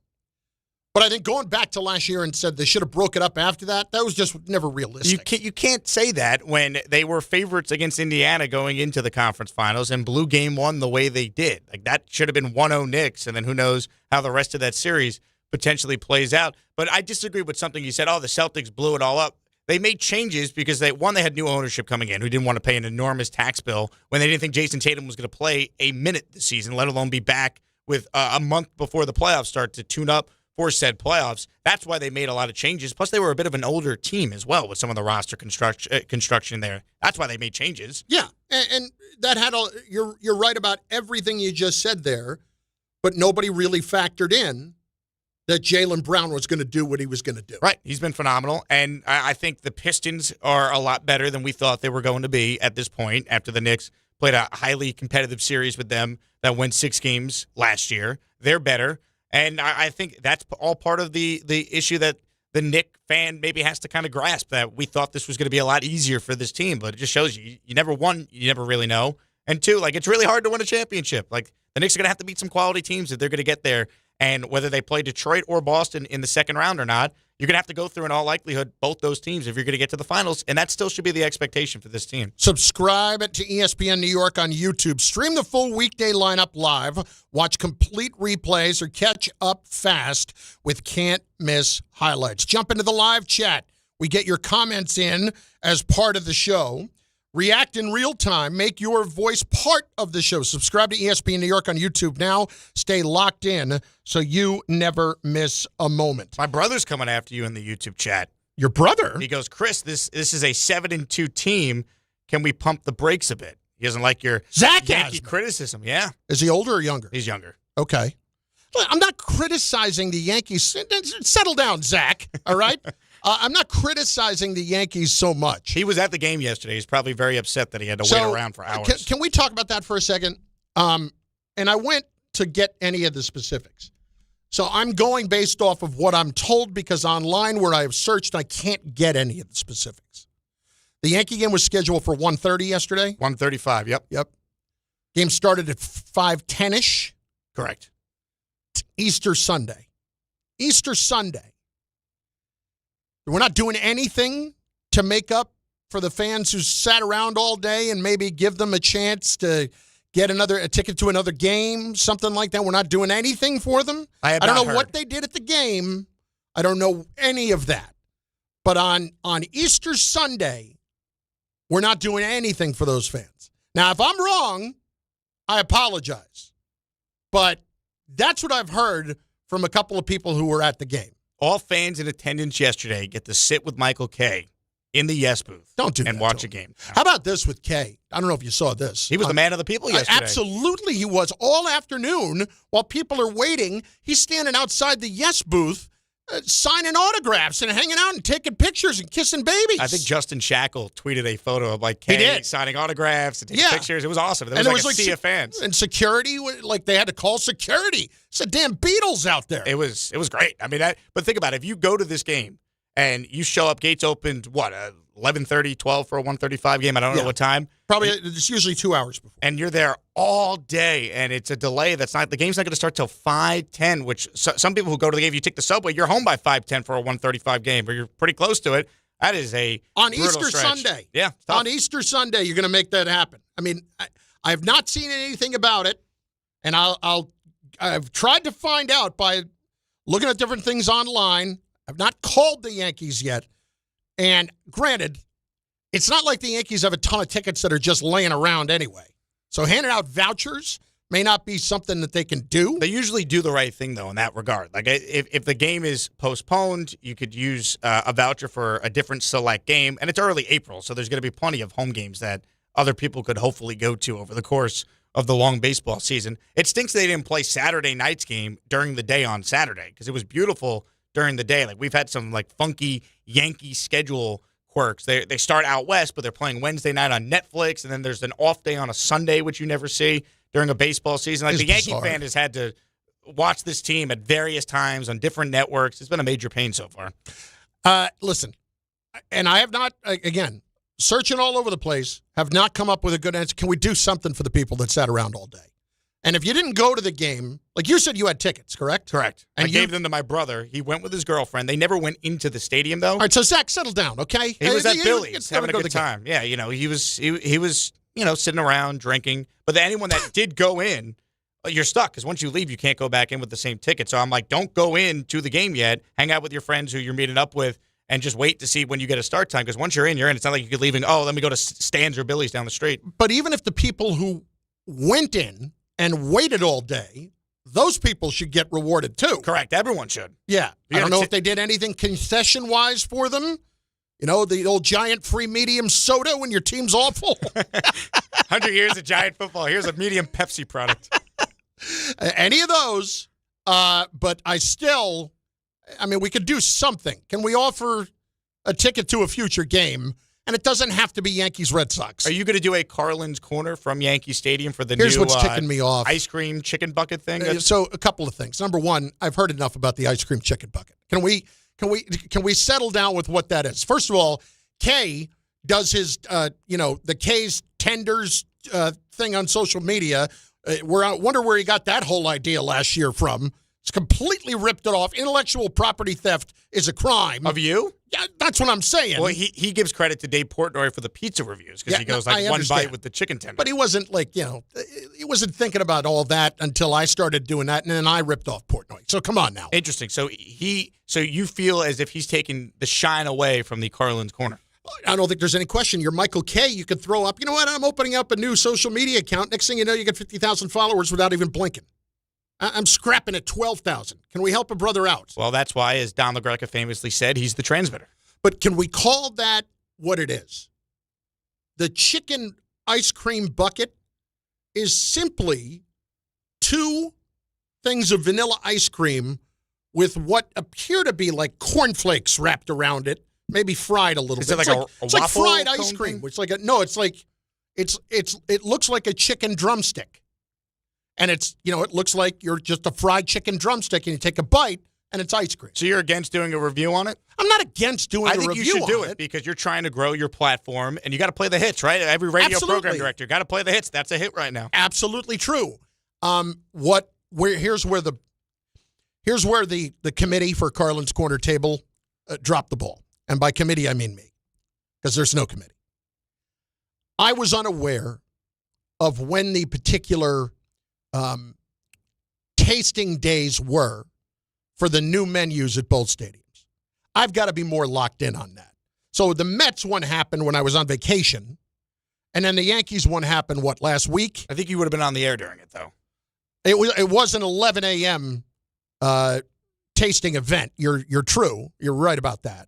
But I got to make something happen there. There are a couple of people I follow over on social media. One of them is a young woman who's a producer named Sarah McCrory, and we were texting about this or messaging about this over the weekend because she's trying to start doing this too. And what was it? The hot dog that's got like a bunch of different things on it, and it was just awful. Are you a glizzy gobbler? No, it wasn't. You see that thing? The glizzy gobbler, like that. Somebody's selling that. It's a 2-foot, 4-pound hot dog. Was that in Texas? I saw. It might have been. Texas usually sells a lot of crazy stuff. They also have the sombrero that holds all the chips, and you dip the chips in salsa or whatever. But you can wear the sombrero, which I thoroughly appreciate that. I just don't think they make it into size 8. There's a great promo ability with that. If like the opponent, if anyone on the opposing team strikes out 4 times in the game and they get the golden sombrero, all fans in attendance get that free item next time they're there. Yeah, you can do a lot of things with that. And I did know that Kay did review the ice cream chicken bucket in a shocking twist of events. He gave it a 10 in Yankee Stadium. Are you questioning his integrity? His I absolutely am. Yes, Yankee boy, got to give Yankee ice cream chicken bucket the most popular item out there. Which that's the other thing. I mean, listen, I'll buy anything food wise and give it a try. The fact that they're sold out of this thing, it's that popular. Like, what are we doing? It's new. But there are plenty of other new things that look even as good. Wait a month, and you'll be able to get one without as long of a line. Because I heard people on opening day. I mean, you missed a lot of the game if you were waiting online to try and even get this thing before they sold out. I'm trying to think of the Yankee Stadium dining guide, as they say. I like the Lobel's prime rib sandwich. That's usually my go-to when I'm there. That or the chicken bucket because you can't beat it. I'd go with that. The regular chicken bucket. Correct. The actual chicken. Yes. Okay.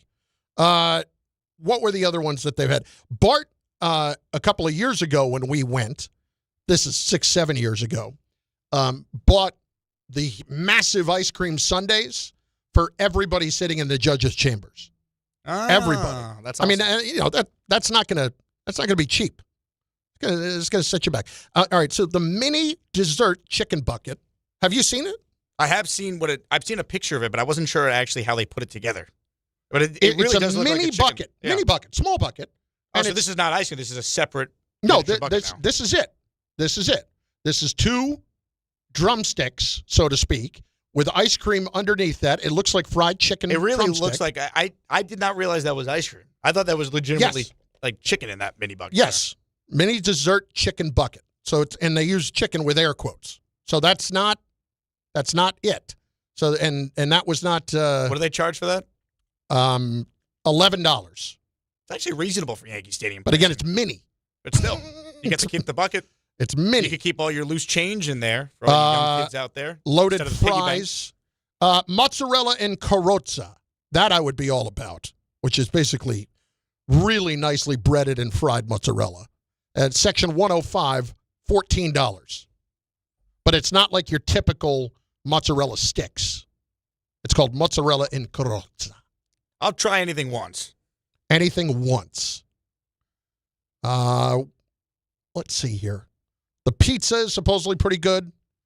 Apple pie nachos, supposedly very good. Apple pie nachos? Apple pie nachos. Who's going to Yankee Stadium being like, you know what I need today? I need the apple pie nachos. So apple pie nachos is waffle chips and with a scooper for apples and ice cream right there. So it's like you dip it like the ice cream is the dip with apples in there too, and you use the chips in there, the chips being the waffle cone. I'd give it a whirl. I would absolutely give that a try. You got to see, this is great content for Carlin's Corner. You just spend the day at the ballpark, and you could knock out multiple reviews all in one day. You're not splitting the atom here, okay? Well, you said you have a committee. I'm trying to suggest some great suggestions and I for the committee. appreciate that. I need to put that together. There was one hot dog thing that was apparently a complete disaster. Yankees play, I think, a Thursday day game this week. You get off the air at 1, you head over to the stadium. Here's the problem. I can't do it before the draft. My head is so buried in draft stuff, there's just no chance I can go do it before the draft. But then again, bring Mike T with you after the draft. Mike T has wanted to do a Carlin's Corner table. You know what I was thinking about? And I already know how I feel about it, so it's hard to do it. Primanti Brothers in Pittsburgh? Ooh. I was thinking about trying to get Mike T and he and I go and do it. The problem is, I already have a preconceived notion about it because I've already had it once. Not my favorite. But the audience might not know that you've had it. No, but you're asking that I would deceive the audience then at that point. You could just say you had it a long time ago. When was the last time you had it? 6-7 years ago. So it could have changed. Your taste buds could have changed. The coleslaw on what is a wannabe steak sandwich is not. Is that all they're known for? Are there any other specialty items you can get there? That's the specialty thing. Primanti Brothers sandwich. But that's supposed to be the big thing. And I'm not a coleslaw guy. Have you ever been a coleslaw guy? I usually substitute the coleslaw for extra fries if I can. That's my go-to. Okay. I would agree with that. Like Raising Cane's. You ever have Raising Cane's? Sure. My favorite fast food place. You substitute, if you get in the Caniac combo, which is the biggest one, you substitute the coleslaw for either extra fries or extra Texas toast. All right. You're thinking well there. I can't argue with what your thought process is on that. This is Primanti Brothers Pizza. What am I looking at that for? See, that could be a good food review. Here it is. Look at that. It's got like fries, but it's also got coleslaw, and it's got big, thick bread. I don't know if I like that. Mike T. Mike. Well, I'll see if he's up for it, because Mike has expressed an interest in wanting to do it. So maybe we'll see if I can get him to come with me to one of these places and do it. It's just, I don't know. Coleslaw. There's nothing appetizing about that. I think there's better options for burgers, fries. You know, if you're ordering a sandwich, you can get better sides with all that. Maggie was very clearly a little bit annoyed last week with Carlin's Corner Table based on the fact that she feels like there's not been enough variance in what some of the subjects have been, basically limiting it to pizza, burgers, and like chicken sandwiches. Yeah, she wanted you to go to like Fort Charles and go to all these high-end New York restaurants. But that's not what we do. We're not normal. What am I, Peter Schrager?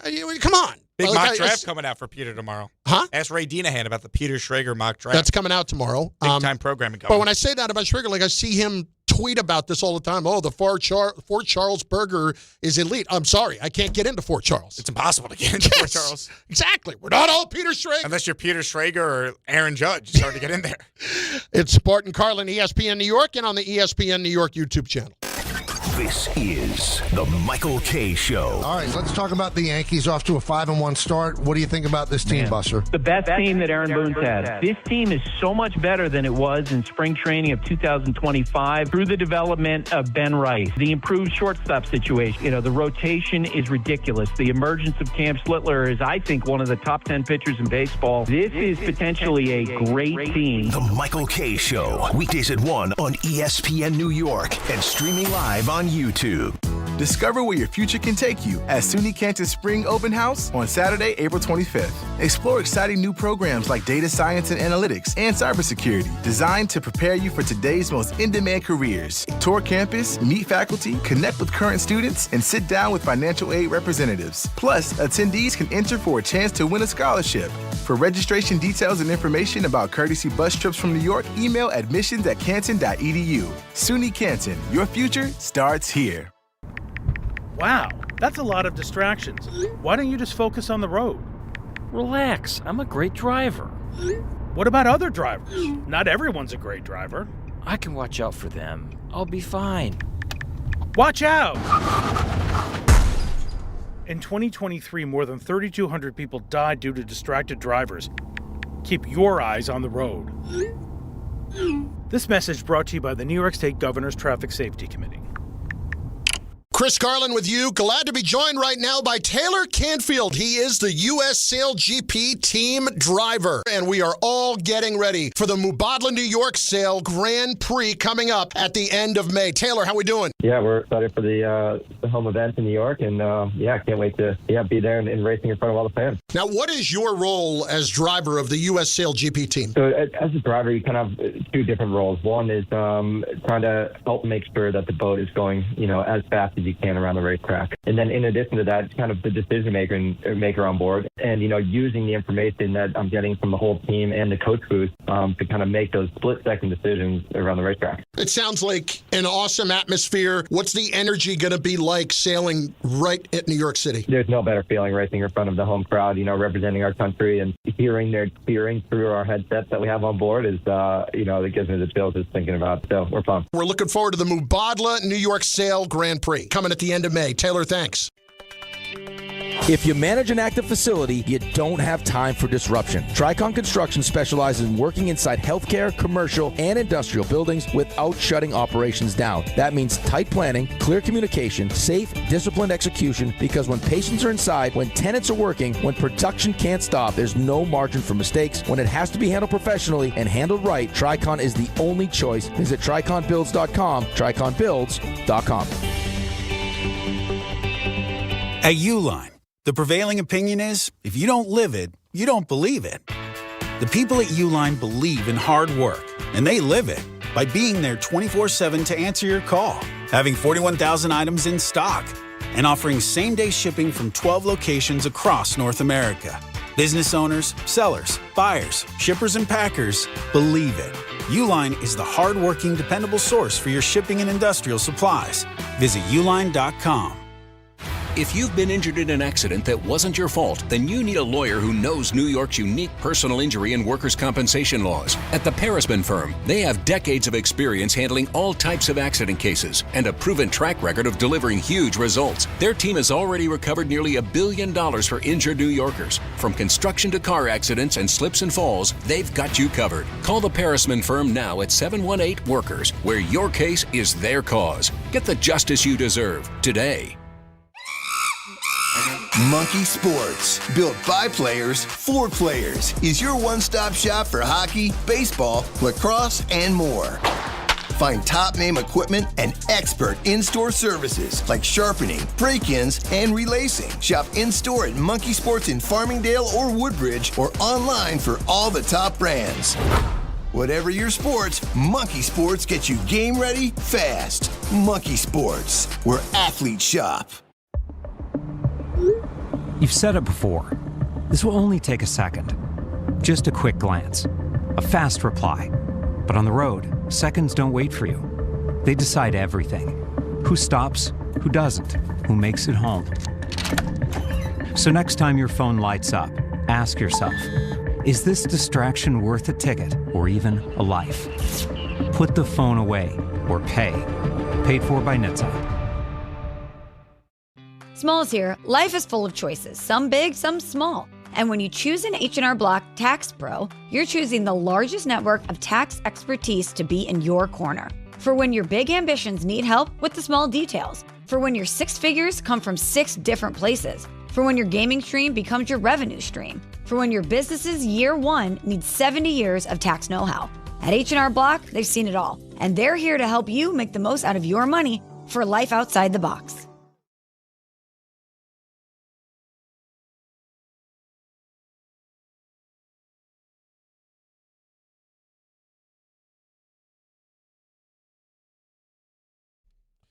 All right, friends. Bart Carlin, ESPN New York. Game time brought to you by Tullamore Dew Irish Whiskey, because when it's game time, it's Tully time. 7 p.m., Knicks visit the Hawks. Coverage begins on 880 ESPN New York and the ESPN New York app starting at 6:30. Tullamore Dew is the original triple distilled, triple blended, triple cask matured Irish whiskey. Be sure to grab a Tullamore Dew or try the new Tullamore Dew Honey during today's action. Glasses up to enjoying Tullamore Dew responsibly. How about a little audio files? We little audio files? The audio file. Tom Bauer is here. I don't know if you caught it last week. We put Tom to the test after he could not pronounce one New Jersey town name. One really? in Tottawa. Tottawa, as opposed to Totowa. Totowa. Yeah. Tottawa? You're where are you from? I'm Long Island. You're Long Island. So we have some weird, quirky town names too. But okay. So any of these probably would sound to you like they're being pronounced correctly. Munachi. I could buy that one. But it's Munaki. It's right next to the stadium. Munaki. Manny's a Munaki. You got to know that as a Jet fan, no? Is that where Francesa and Parcells used to go and get the chicken franchise? Yes. Great commercial spot. One of my favorite videos. Pohat Kong. Instead of that, he goes Pat Kong. Alamuki. Alamuchi. We should do Long Island towns for Tom next. Patchogue. How would he pronounce that one? See, here's the thing. He went to Hofstra. So he knew all the ogs. Yeah. Well, listen, that being from New Jersey should have given me an advantage, and clearly, I still argue I was correct. Yeah, I wasn't very correct about a lot of things. I was correct. So I think the Long Island towns, that we may have to come back for a round 2 at some point. I'll give you a chance. Are you sneezing there? I did, yeah. God bless you. It's not, I tell you, the sneezing is just, and it's not even like I'm getting hammered by allergies. The sneezing itself is just out of control for some reason lately. Well, it's because this winter will never end. So oh, my God. Just stop with the weather changes. And not only that, like it's 70 degrees the other day, and it was 40 degrees 2 hours later. It's the day on Saturday, we had like 4 different seasons in one day. It was ridiculous. All right, Tom, audio files, what do you got? Oh, yeah. Well, we were talking about how the Mets lost Juan Soto, even though they won the game. So I figured, you know what? Let's start with a little Carlos Mendoza on the lineup depth that the Mets showed even after losing Juan Soto. Special. We got good players, up and down, dealing with few guys there with injuries, and you still feel really good with not only the guys that are in the lineup who are getting the opportunity to play more, but what's on the bench as well. And we saw it today. There's a lot of versatility. There's a lot of things that we could do because of the flexibility. So it goes to show you that it's a deep roster. It's a deep roster, and it's fun. I don't think anybody would argue that they are deeper. I mean, just the fact that you get what you get so far, not that it's been amazing, but Jared Young, I mean, throwing the guy on second base yesterday, like even guys like that are contributing. You just want to find ways to win these games against bad teams because we talked about it earlier. You're better than them. They bat for and hitting. You lose that first game. So for the Mets to win the next 3, losing Soto aside, I thought it was a really positive weekend if you're a Met fan. On the chat here, Jake Asman. This is from Doc Jet fan. Jake spitting facts and gaining weight. What's that about? I think in reference to my suggestion to you on what to review for the Carlin's Corner. Some of the food But options. you yourself are not actually gaining weight. Well, I'm gaining weight if I go to Raising Cane's and get the Caniac combo and substitute the slaw for extra Texas toast. Texas toast is so good. And the cane sauce is the best condiment out there. Even Michael K. might like Raising Cane sauce if you tried it. You know, I haven't had it in a long time. The Cane's, Raising Cane's and the sauce, but the Texas toast is top notch. Anyway, next. You got me. It's lunchtime. I'm sorry. Who wants lunch? I do. Let's go. I'd like some Raising Cane's, actually. That sounds really good right now. Mel Kiper Jr., we didn't get to this last week. He was on the First Draft podcast. They do an excellent job with all their NFL draft coverage. They really do. He and Field Yates, I've been obviously taking in a lot of that stuff, and if you're not listening to it, you should be. It's excellent. Absolutely, 100%. And Mel Kiper on said podcast, we've been talking about the possibility of Ty Simpson to the Jets quite a bit, maybe in the first round, maybe in the second.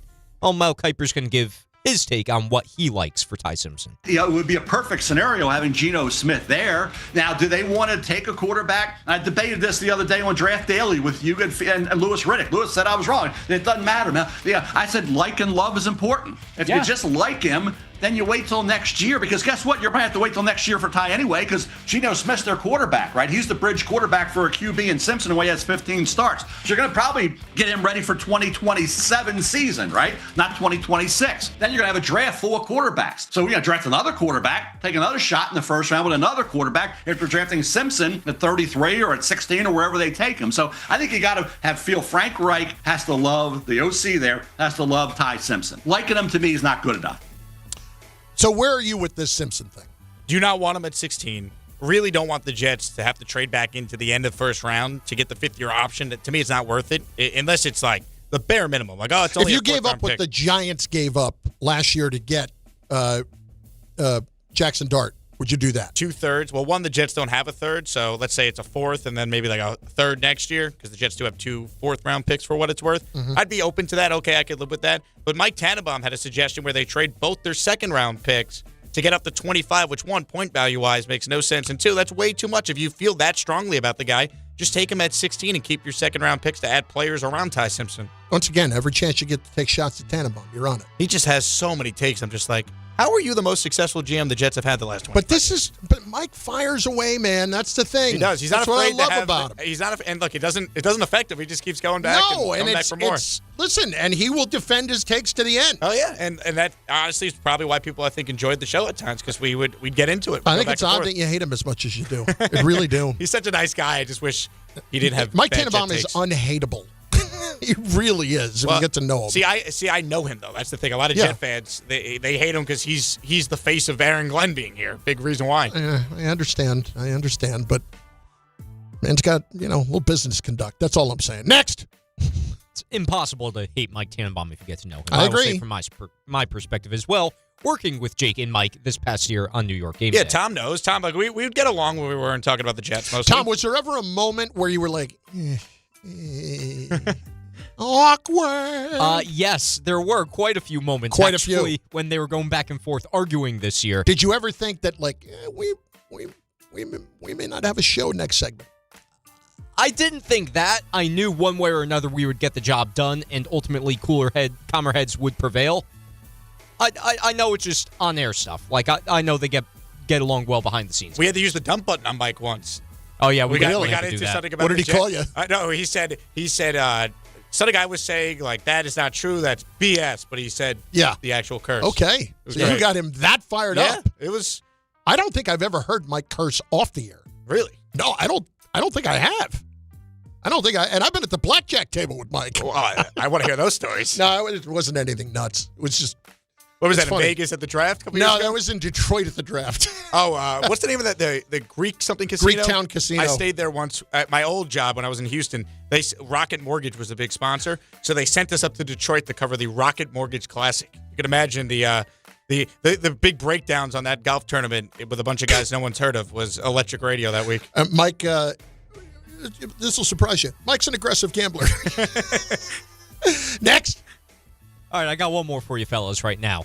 The men's basketball championship, that's going to be happening tonight between UConn and Michigan. First off, shout out to UCLA for dominating South Carolina yesterday in the women's championship. By the way, Gino, just pack it in and go home. I mean, that it's such a loser move the way that Gino Auriemma handled not just the moment, but then the post-game, the later apology as well, where he doesn't even mention Dawn Staley by name.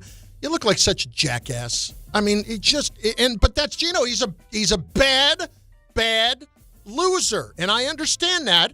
But you have to be better than that. Like, we're gonna get bent out of shape over a pregame handshake, Gino. That's what annoyed you the most. I was annoyed by the fouls, but still, that was such a loser move by Gino. And then the subsequent apology. Oh my! Pack it in and go home for the year. God. That game stunk yesterday, too, by the way. I was hoping South Carolina and UCLA would actually be an awesome championship. I was shocked that game was a blowout. It was horrible. It was unwatchable basketball. Terrible. Anyway, you were saying?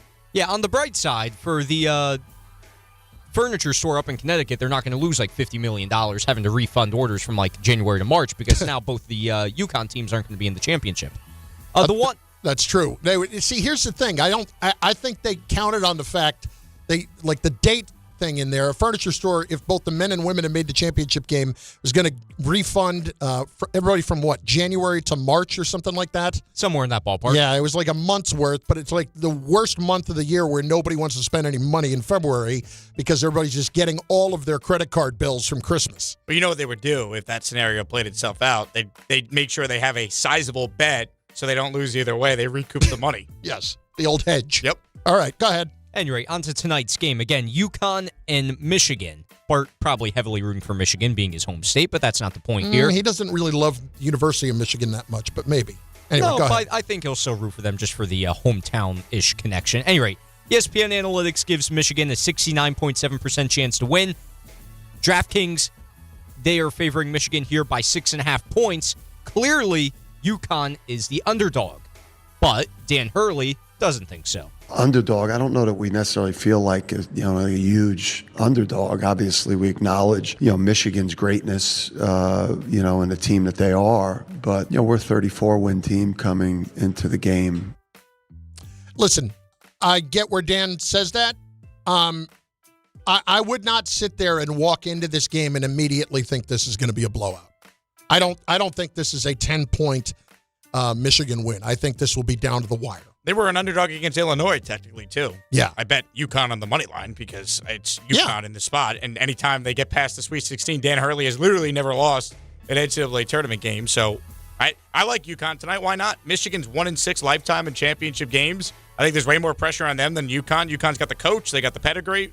I think UConn could absolutely win tonight. I made one of the just cardinal dumb mistakes on that wagering the other day in that I took UConn plus the 1.5, but I parlayed it with the over.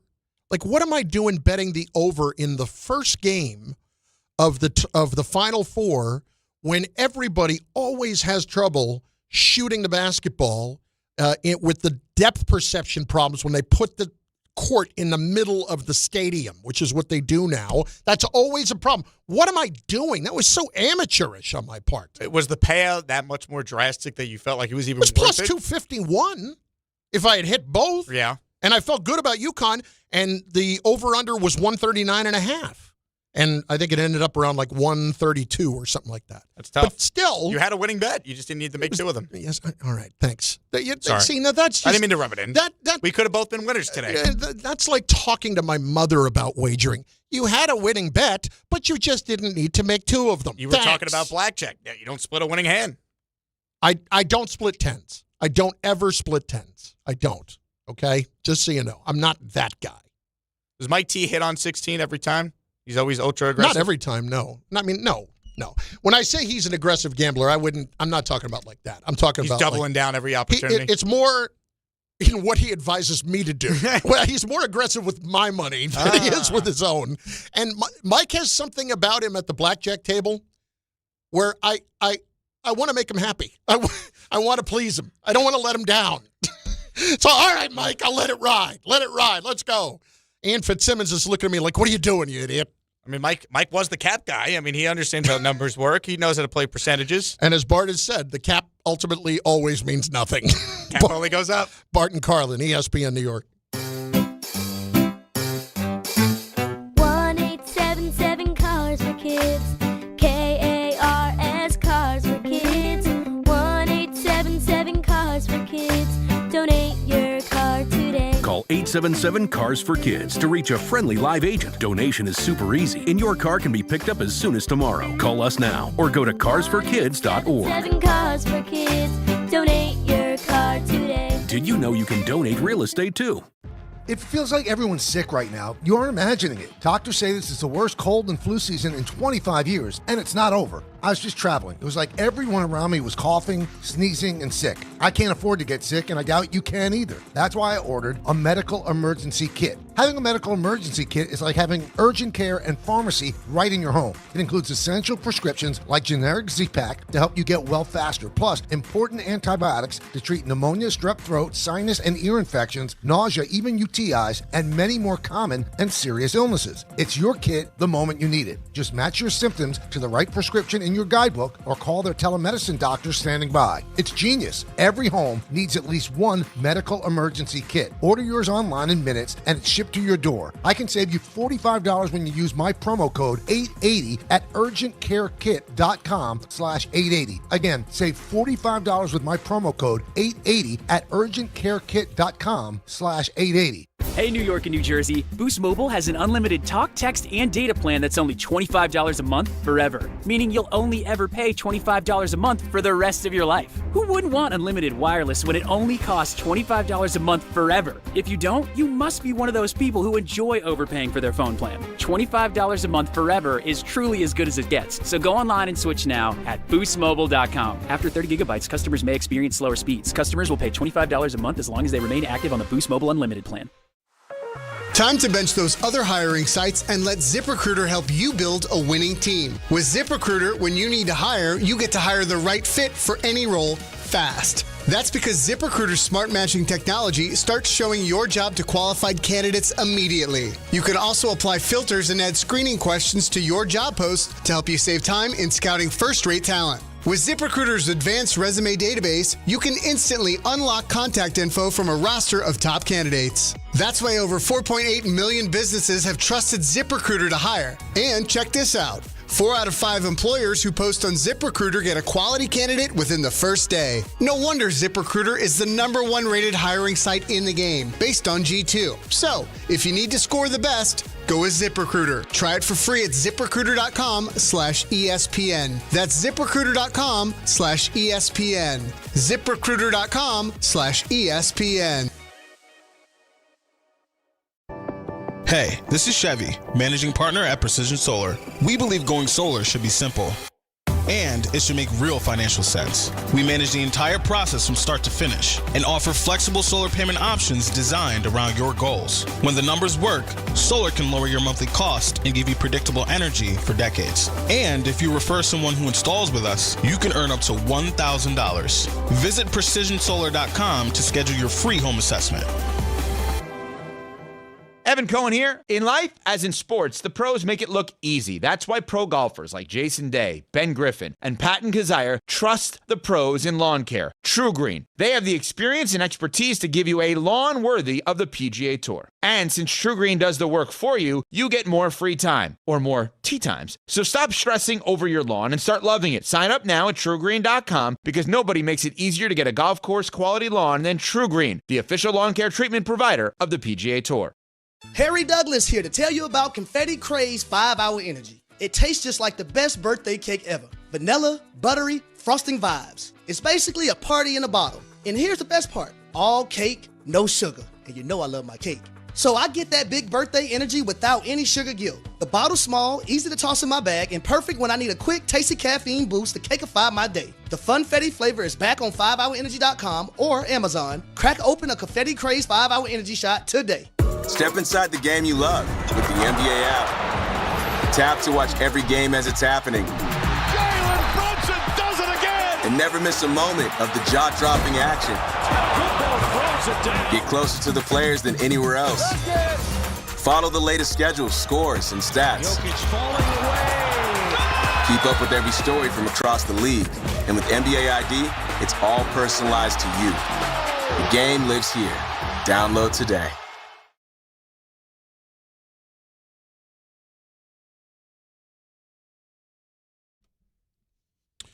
All right, let's hit a couple of calls. 800-919-3776, 800-919-ESPN, ESPN New York YouTube channel as well. Bart and Carlin, Jake Asman in for Bart today. Bart will be back tomorrow. Gary in Fort Worth is up on ESPN New York. Gary, what's going on, dude? How are you? I'm good. I had a couple of things. First, you had a caller a little while ago that called in with the myth of Jalen Brunson. I'm not even a Knicks fan. I'm a Nets fan. But the 6'2", the best player being under 6'3", you can't win. Tony Parker, and I think we can all agree, and I love Tony Parker, Jalen Brunson is far better than Tony Parker, right? Yeah, but Tony Parker was not their best player. Finals MVP, and he was the best player on their last two finals. No, he was not. What about Kawhi on that last finals team, Gary? Tony Parker was never a better player than Tim Duncan. At no point. At the 13 and 14 teams, Duncan was 40 years old. The last two times they went to the finals, when they beat Miami and lost to Miami. I understand. Tony Parker was the best player on the team. He was not the best player on the team.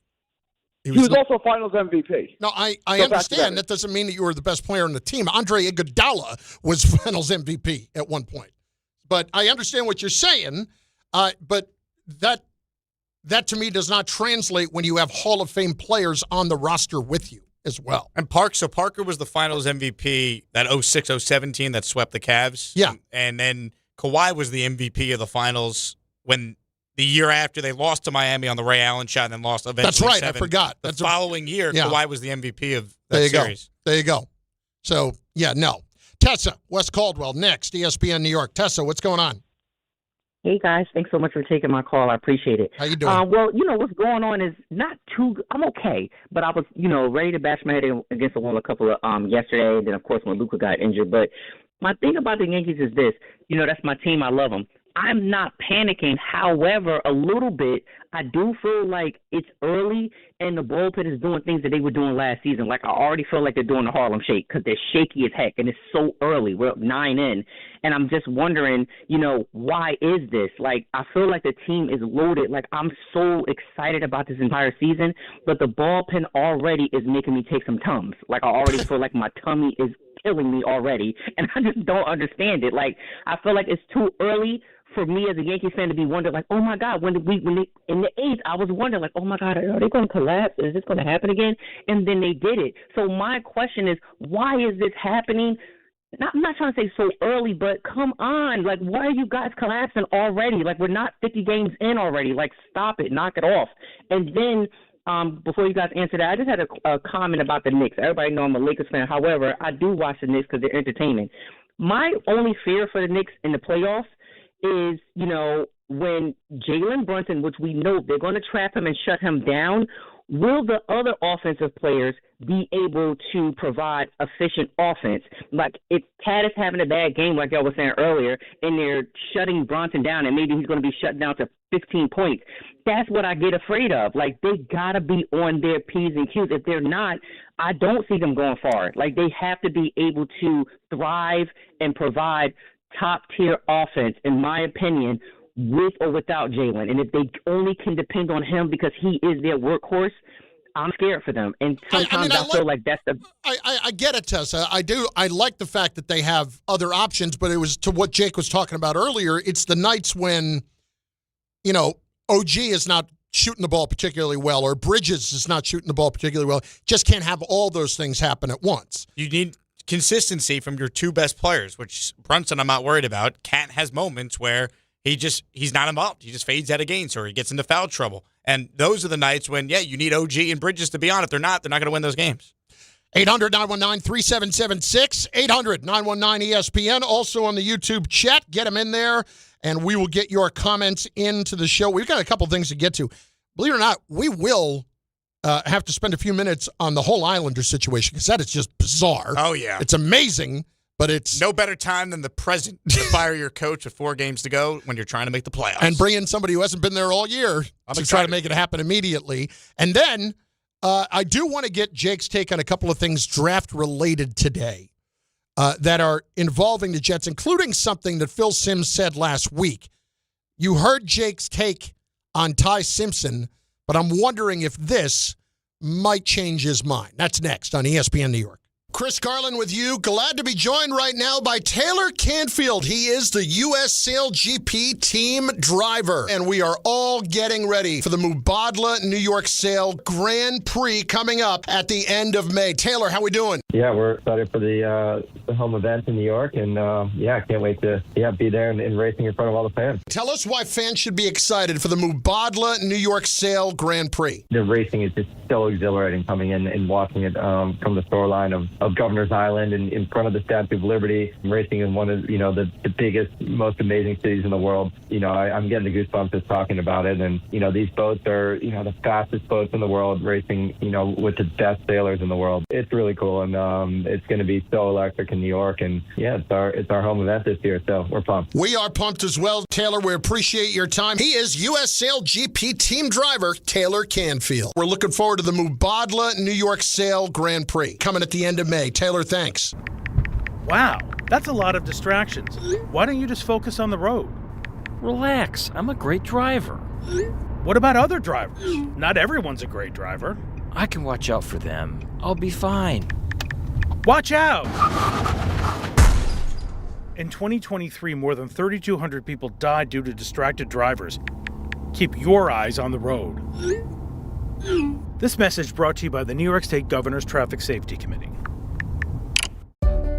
Ox Spine at New York Presbyterian is always in pursuit of a better way to heal the spine. We're getting more people moving again with minimally invasive, non-surgical, and surgical treatments, with innovative solutions for every back and spine condition and your unique needs. Expert spine care is available now across New York City and Westchester. Find a doctor at nyp.org/oxspine. Stay amazing. New York Presbyterian. This is Don, Hahn, and Rosenberg. Opening day at the stadium is a good one for the Yankees. Their starters have allowed 2 runs or fewer in the first 7 games. Cole and Rodon haven't pitched yet. That's why I'm excited. This rotation is only going to get better with the return of 2 high-level starters. Don, Hahn, and Rosenberg. Weekdays at 3 on ESPN New York and streaming live on YouTube. At Uline, they know going the extra mile takes hard work. For companies pushing to go further, Uline will go the distance with you. 24/7, they answer the phone to get you the shipping and industrial supplies you need. Business can move fast. Unexpected large orders, adverse weather, new safety guidelines, and changing economic trends. Uline works hard keeping 41,000 items ready to ship, minimizing detours on your way to the extra mile. Visit uline.com. Monkey Sports, built by players for players, is your one-stop shop for hockey, baseball, lacrosse, and more. Find top-name equipment and expert in-store services like sharpening, break-ins, and relacing. Shop in-store at Monkey Sports in Farmingdale or Woodbridge or online for all the top brands. Whatever your sports, Monkey Sports gets you game ready fast. Monkey Sports, where athletes shop.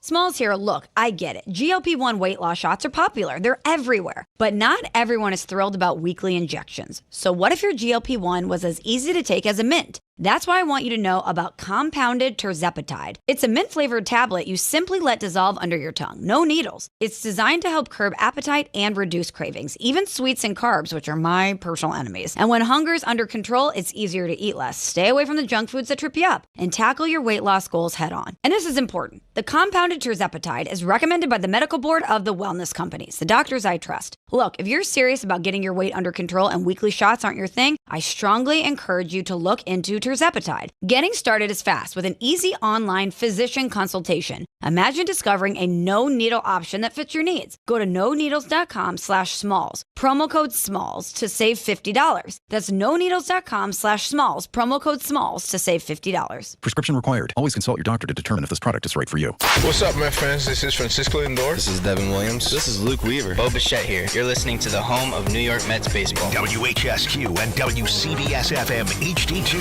New York.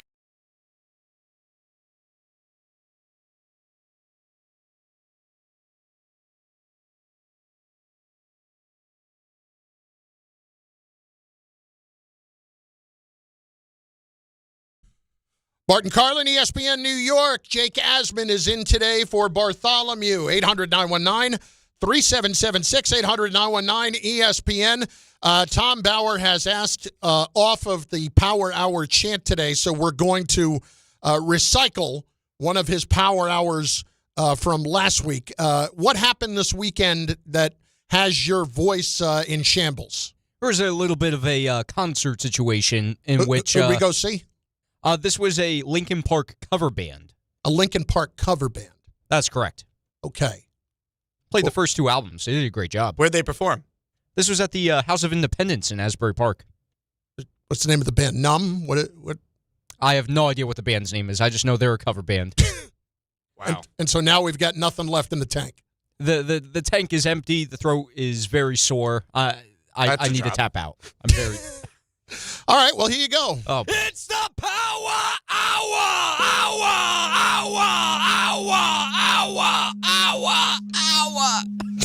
That's where he died at the end, I think. And I can understand where you would die at the end in that spot because you clearly ran out of it. And it's a massive vocal cord strain. Have you ever tried to do it? I tried it. It didn't go well. And we won't be doing it again? I don't think I want to do it again. Yeah, no, that's fair. That's fair.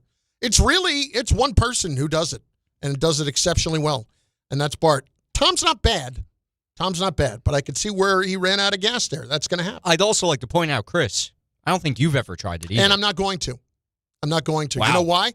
Out of respect to Bart. There's really no need. That's such a cop-out. Wouldn't you be paying homage to Bart when you do it? If I were anyone to could do it, it's you. You know Bart better than anyone. No, if I were to do it, it would be an insult to Bart. It would be an insult because it would be so bad. Sounds like a guy just trying to get out of ever having to do it, so that audio doesn't exist. I'm also the guy that almost died on the air. This is college football.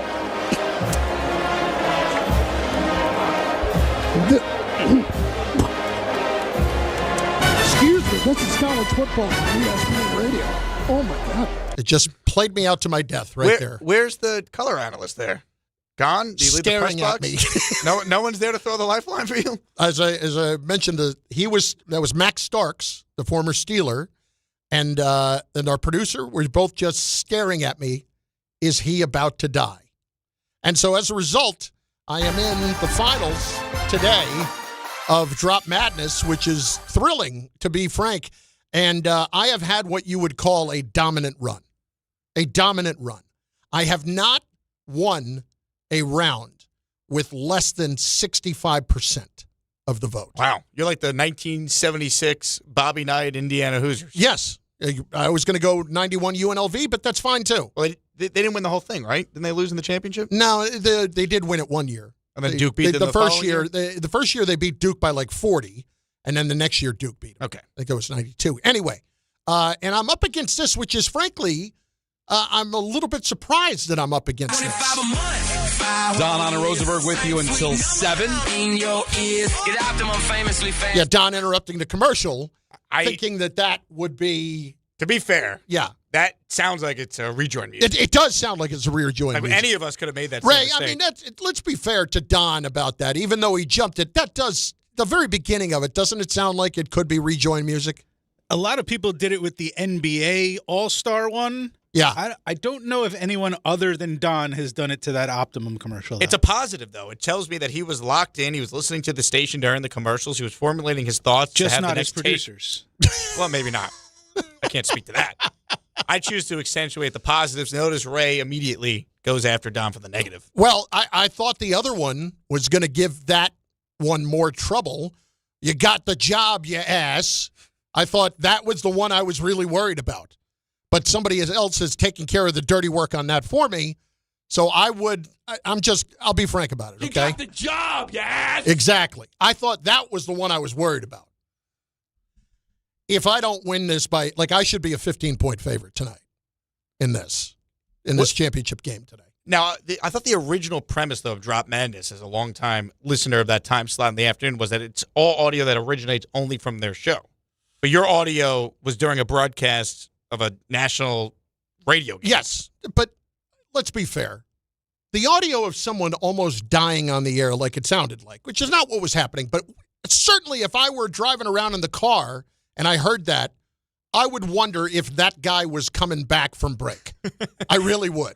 And the people in the booth to that point were looking at me as if, you about to die? But they didn't do anything to help you. No, That's what's so concerning. You No, had they bad didn't. teammates there. No, they were worried about the rest of the game. That was like mid-third quarter. They're like, how are we going to get through the rest of Georgia, Florida here? Like when I first heard it, I thought, well, it must be like the post-game wrap-up after the game. No. That's why there's no one there to start talking to help you. But middle of the third quarter, that makes it even worse. Yes. That's tough. Exactly.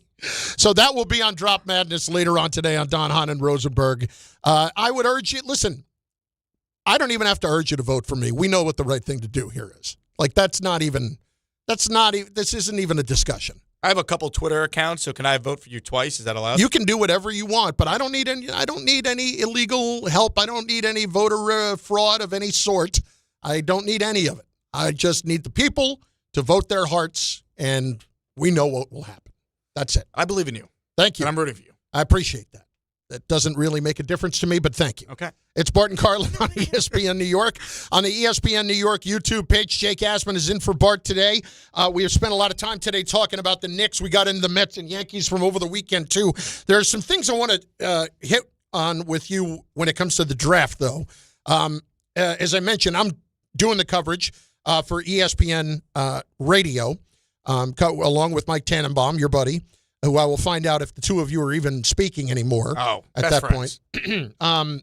Max Starks, ironically, who watched me nearly die, he will be on the coverage as well. Did he apologize afterwards? Oh, by the way?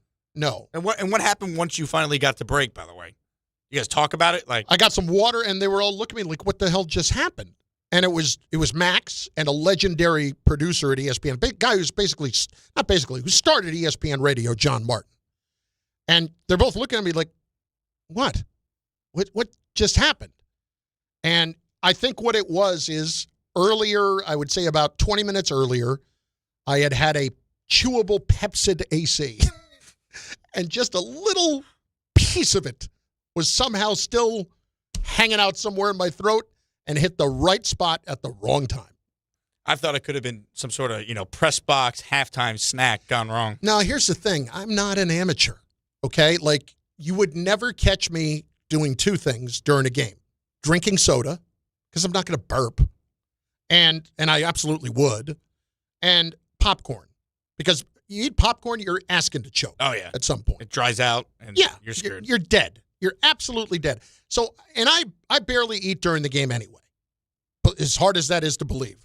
I save it for post-game, and I get my money's worth then. What about the pregame? Not really. No, I want to be ready, and I want to be kind of locked in. Really? Yeah. So call it a work fast, if you will. A good 5-6 hour work fast. But anyway, to that point, I wanted to get your take on this. We've been having Phil Simms on each week and talking about all the different draft prospects. And Maggie was with us last week filling in for Bart. And she asked Phil for the quarterback who would be the comp to Ty Simpson. And this is what Phil had to say. He has a really, really good NFL arm, and he's very athletic. He runs around, he makes plays, he's tough as hell, all that. And I was trying to think of who is he in the NFL, and I came up with Bo Nix. That's about the only, I thought, the closest I could get. You know, guys that move around well, he's a little better athlete, I think, moving than Bo Nix is. But I think Bo Nix is just, he plays big, throws it down the field, and those are things that work well, I think, with Ty Simpson. If you told me the Jets were getting Bo Nix, I would run to the podium. I would have to do it. And I'm just wondering, is that not good enough for you if Ty Simpson is not what you want to do at 16? I'm confused on, I guess, his take, because he says Ty reminds him of Bo Nix, but I'm not getting Sean Payton to go with Bo Nix. And I just wonder how much of Bo Nix's success is the fact that Sean Payton said, that's my guy, I want him. People thought he was nuts to take him as high as he did 2 years ago. He was not supposed to be, middle of the first round pick. There was some thought he'd go in round 2. And Sean Payton said, nope, this is my guy. Like, if the Jets had that type of conviction with Ty Simpson, if Frank Reich is all in on Ty Simpson the way that Sean Payton was on Bo Nix, all right, I understand it. You better be right, but I would understand it. If it's just the same type of player, I don't know if that's good enough, because I don't have a whole lot of faith in the Jets coaching staff putting Ty Simpson in the best environment to be successful. Plus, Bo Nix had a record amount of collegiate starts. Ty Simpson has started for 1 year. He's 15 total games. So maybe playing style, Phil sees the similarities, but experience-wise, it's not even close. All right, there are two things there that are interesting to me. Number one, yes, 15 starts, but he's 23 years old. He's not like 15 starts when Sam Darnold came in and was a starter for 1 year and he was 20. Or even Mark Sanchez. It's not like that. So he's been around, certainly, a program for a while longer. I don't know if I should take anything out of that or not, because I am the guy that normally wants to see the 30 starts before I would draft him. But that gives me a little bit more pause. Secondly, if that's the case, what you are telling me is you don't want a quarterback at all this year. You don't want them to take a quarterback at all because, quite frankly, you don't believe in anything going on with the coaching staff. So I don't want them to take a quarterback in the first round. I really don't want them to trade back in and take a quarterback. It would only be Ty in my mind that this scenario would exist at the end of the first round.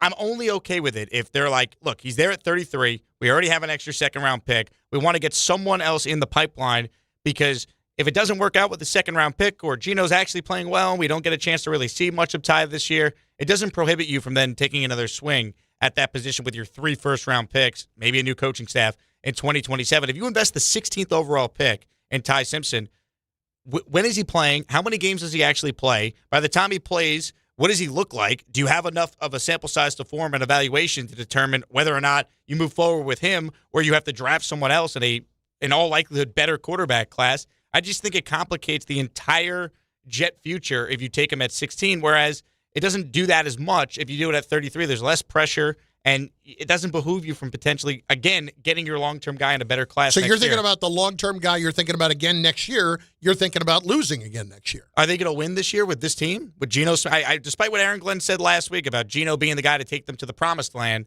Geno Smith's 36. He's thrown 32 interceptions the last 2 years combined. This is a guy who's declining. Do I think he's better than what we saw in Vegas last year? Yes. I think the Jets have some actual pieces in place. The O-line can protect them. They got some weapons. They can add to it in this draft.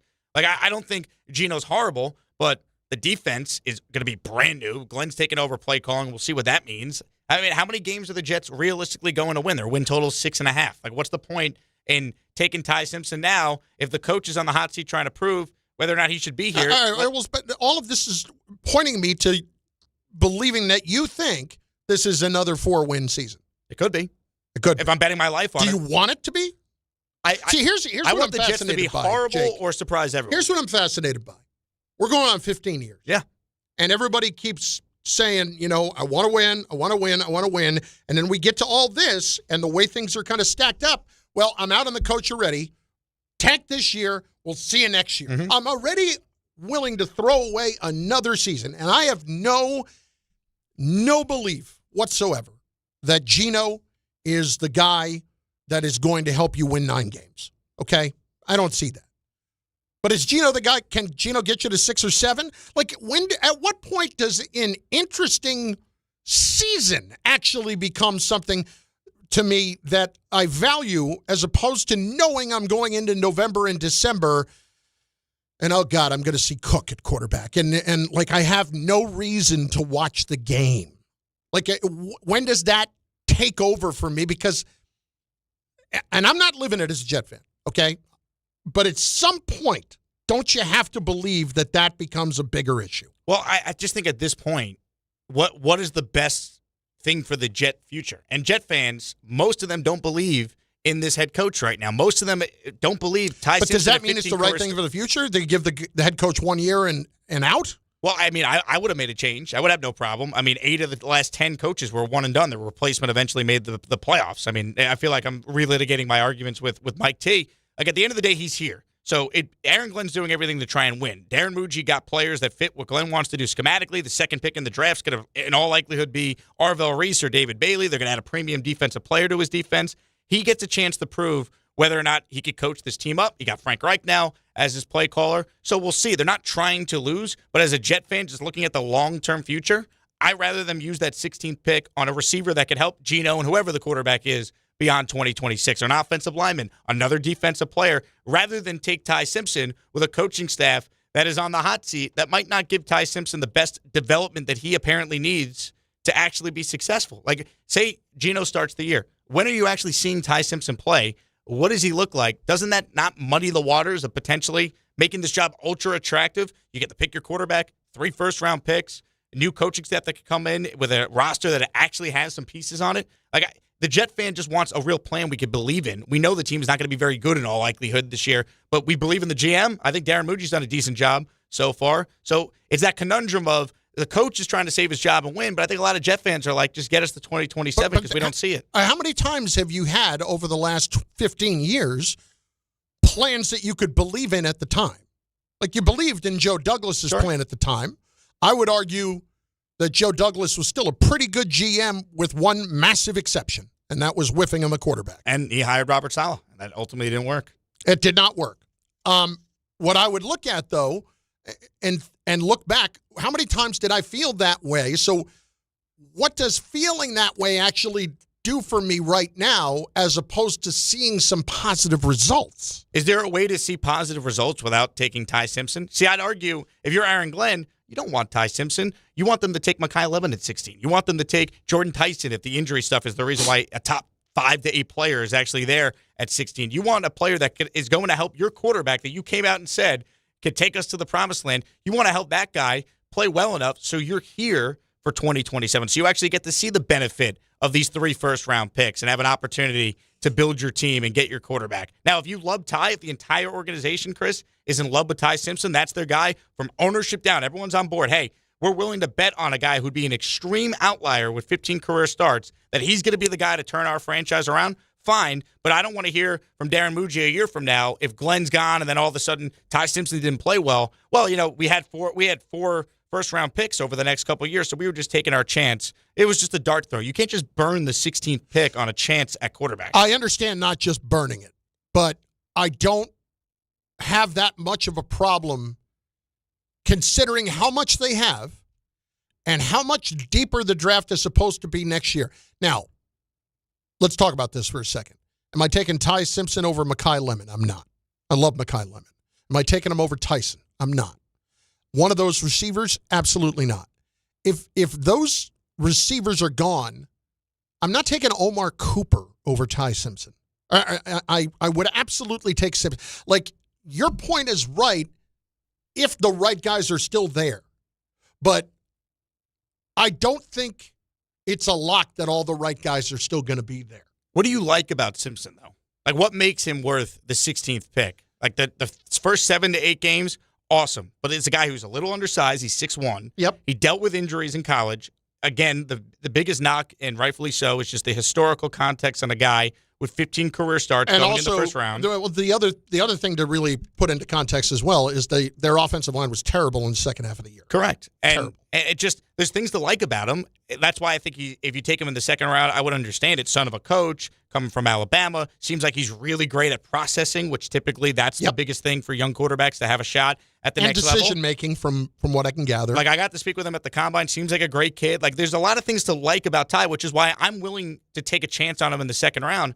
But given where the Jets are at right now, the uncertainty with this coaching staff beyond this year, you could get a player who could be an awesome player for you for 5 years at wide receiver or any of these other positions if it works out. I think it's too big of a risk when you're in a unique spot. The Jets aren't like other teams where they only get one first-round pick every year. You have 3 next year, and what everyone is saying is going to be a way better class. We never know for sure, but it's going to be better than this year's class where there's only one consensus guy that people think unanimously is going to go in the first round. Then there's that part of it.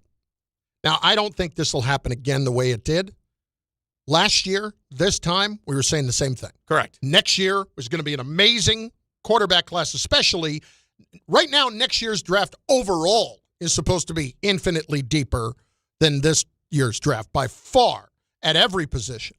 Right now, though, I understand the Simpson thing if you feel good enough because there's the idea of the bird in the hand, okay? Those top 3 receivers, let's just say, off the board. Then you've got receivers. It's an exceptionally deep receiver draft. Jordan Reed told us last week that he thinks that there are probably 41 to 42 draftable receivers this year, which is a massive number. So with all of that being the case, I think if you have somebody that you can at least give a decent chance to be the quarterback now, as opposed to hoping things fall your way next year, if I don't lose enough to be the number 1 pick, doesn't matter how many picks I have, I'm not going to control my own destiny. Well, you got to hope there's more than one quarterback, which I do think there will be. You know, we're a couple of years removed from 1, 2, and 3 in the draft, all being quarterbacks. And there's risk with that. There's no doubt. You could be like the Giants were a couple of years ago trying to move up to get Drake May and Jane Daniels, and the teams in front of them were like, nah, we're good. We need quarterbacks. So there's a risk that could happen to the Jets even with 3 first-round picks. But at the end of the day, what's the bigger risk? Burning the 16th pick on Ty Simpson, or just hoping that you could build the team for one more year, let Aaron Glenn prove whether or not he could be this team's coach, and then you get your guy in 2027. They're trying to win. I don't think Jet fans think this team's going to be very good, but the Jets internally aren't trying to tank the season. The Raiders weren't trying to tank the season at the beginning. They didn't hire Pete Carroll at 73 years old to be the worst team in the league. Sometimes things just happen. And if Glenn has not shown any improvement as a head coach, it's not going to matter. They started 0-7 when they were trying to win with Sauce and Quinnen in the first place last season. So I think they're better on paper, but are they good enough to actually, win that 9 or 10 games you referenced earlier? Probably not, but they're going to try. I'm a little distracted. Michael K. was just outside the window eating something. There appears to be some free food out there. A cupcake, I'm saying? Our people are swarming. And Calandras. Oh. Excellent. That's good to hear. Seeing the look of your eyes just like light up and knowing it's food. I mean, that's good stuff. Well, Calandras, I'm a big fan. I'm a big fan. You guys did that remote there. We did. We did we've done a watch party out there. They came in last week. They brought in some plenty of food for the opening day of baseball season. They're top notch. I'm a big fan of Calandras. Now I just got to get through the rest of this segment. 800-916. How much time's left for the break? 776. I also wanted to play this. You, over the weekend, had Connor Hughes on from SNY about the Jets' interest in Ty Simpson in round 1. As we stand here today, no, I don't think that Ty Simpson's an option. But look, the draft picture begins to really take shape over these next 2 or 3 weeks. At one point it was, the Giants really seemed like they like J.J. McCarthy, and then a week before the draft, it's like, no, they're locked in on Malik Neighbors. That's who they're taking if they can't trade up for Drake May. And there was obviously, is it Shador? Is it whatever? And obviously, be like, no, the Giants' pick's going to be Jackson Dart. It's the same thing with the Jets. Listen, I don't think, as you have mentioned, the Jets don't have a third-round pick this year. I don't agree with Mike Tannenbaum on the idea that you would give up both seconds to move up. Just take him at 16 if you love him that much. Yeah, I would agree with that. I don't expect the Jets to take him. I've heard all the things. I've heard he crushed his Jets interview, and they really liked him, but that everybody knows what that could be as well. Because when you go and you look at who's behind them, how many people are really going to make the move after that? Because the rest of the draft, those are all guys who are behind you at 16 who have done well the previous year and thus are unlikely to take a quarterback. There's a couple teams after the Jets at 16 I could see maybe drafting Ty Simpson. Your team, Pittsburgh at 21, which would be fascinating because the draft again is in Pittsburgh. From what I hear, I don't think that'll happen. I'd be a little surprised, but okay, Pittsburgh, potential option. Cleveland has Jacksonville's pick 24. If they like Ty Simpson, 24 could be a possible landing spot for him. And then you look at the Dolphins pick. I know they just signed Malik Willis, but say they really like Ty Simpson. You had another quarterback. I don't think the Dolphins are out of the waters of drafting a quarterback high. They have Denver's pick, which is 30, now in this first round. Maybe they do it there. And then, we mentioned the Jets trading back into round 1. Arizona's sitting there at 34. They need a quarterback. Dolphins have 3 first-round picks right now? Miami has 2. They have their own, which is 11, right. And then they have the pick they got in the Jalen Waddle trade. Which is 30, you said? Pick 30, correct. Okay. Look at this guy. Michael K's here. Man of the people. Yankee boy with his little, we'll get into his little food review yesterday. Once again, intellectual property theft is a crime. Oh, let me give Yankee Stadium food a 10 out of 10 Ks or whatever he's doing. I feel like I need to be a referee between you two. No, he knows I love him. It's just, he disappoints me sometimes. I feel like he's my son in a lot of ways. Yeah, even though you're older than me. 800-919-3776. In moments, there is a mock draft out that is not about drafting. It is about trading. And there are a lot of different interesting scenarios that I would throw out there to get your take on. That's next on ESPN New York. This is the Michael K. Show. All right, let's talk about the Yankees off to a 5-1 start. What do you think about this team, Buster? The best team that Aaron Boone's had. This team is so much better than it was in spring training of 2025 through the development of Ben Rice, the improved shortstop situation. The rotation is ridiculous. The emergence of Cam Slittler is, I think, one of the top 10 pitchers in baseball. This is potentially a great team. The Michael K. Show. Weekdays at 1 on ESPN New York and streaming live on YouTube. Good Karma Brands is proud to be an equal opportunity employer, providing equal employment, development, and advancement opportunities to all teammates and applicants. To learn more about careers with us, please send an email to talentacquisition@goodkarmabrands.com. That's talentacquisition@goodkarmabrands.com. Hey, New York and New Jersey, Boost Mobile has an unlimited talk, text, and data plan that's only $25 a month forever, meaning you'll only ever pay $25 a month for the rest of your life. Who wouldn't want unlimited wireless when it only costs $25 a month forever? If you don't, you must be one of those people who enjoy overpaying for their phone plan. $25 a month forever is truly as good as it gets, so go online and switch now at boostmobile.com. After 30 gigabytes, customers may experience slower speeds. Customers will pay $25 a month as long as they remain active on the Boost Mobile Unlimited plan. Discover where your future can take you at SUNY Canton Spring Open House on Saturday, April 25th. Explore exciting new programs like data science and analytics and cybersecurity designed to prepare you for today's most in-demand careers. Tour campus, meet faculty, connect with current students, and sit down with financial aid representatives. Plus, attendees can enter for a chance to win a scholarship. For registration details and information about courtesy bus trips from New York, email admissions@canton.edu. SUNY Canton, your future starts here. Hey, it's Alan Hahn. Rings End is your locally owned Benjamin Moore retailer. They're your store for quality with a full line of brilliant and durable Benjamin Moore paints. They're your store for inspiration with thousands of colors and a variety of sheens. And Rings End is your store for expertise with one-on-one advice for contractors and homeowners. Insist on Benjamin Moore paint from Rings End because the gorgeous color you love can't be matched in another brand of paint.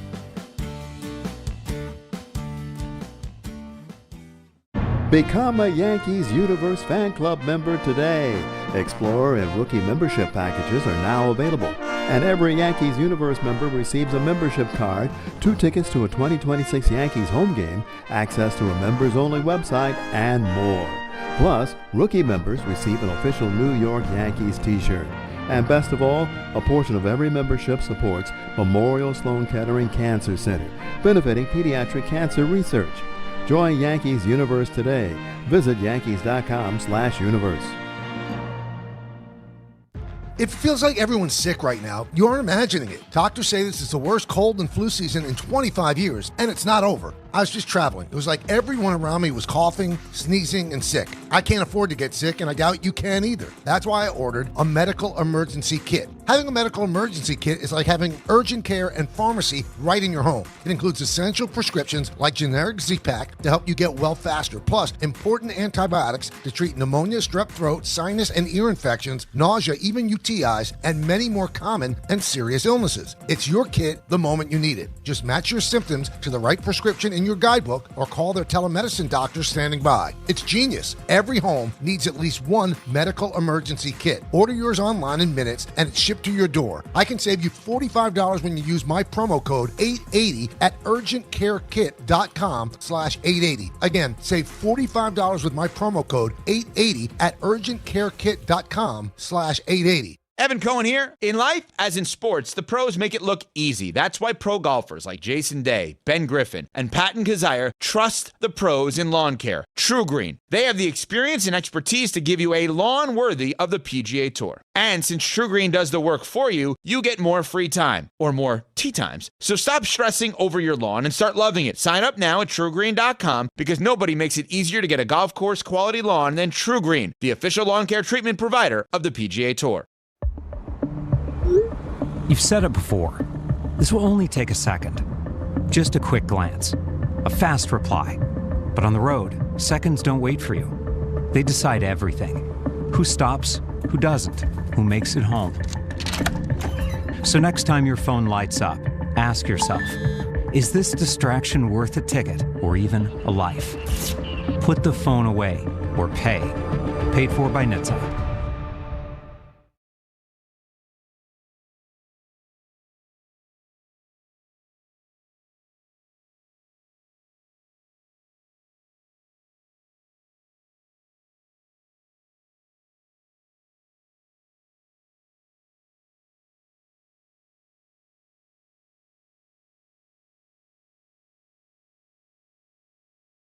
All right, hang on a second. I thought you were trying to tell me like I was about to do a Don thing when you said we're back, and I heard the music in the background, and I thought it was a commercial.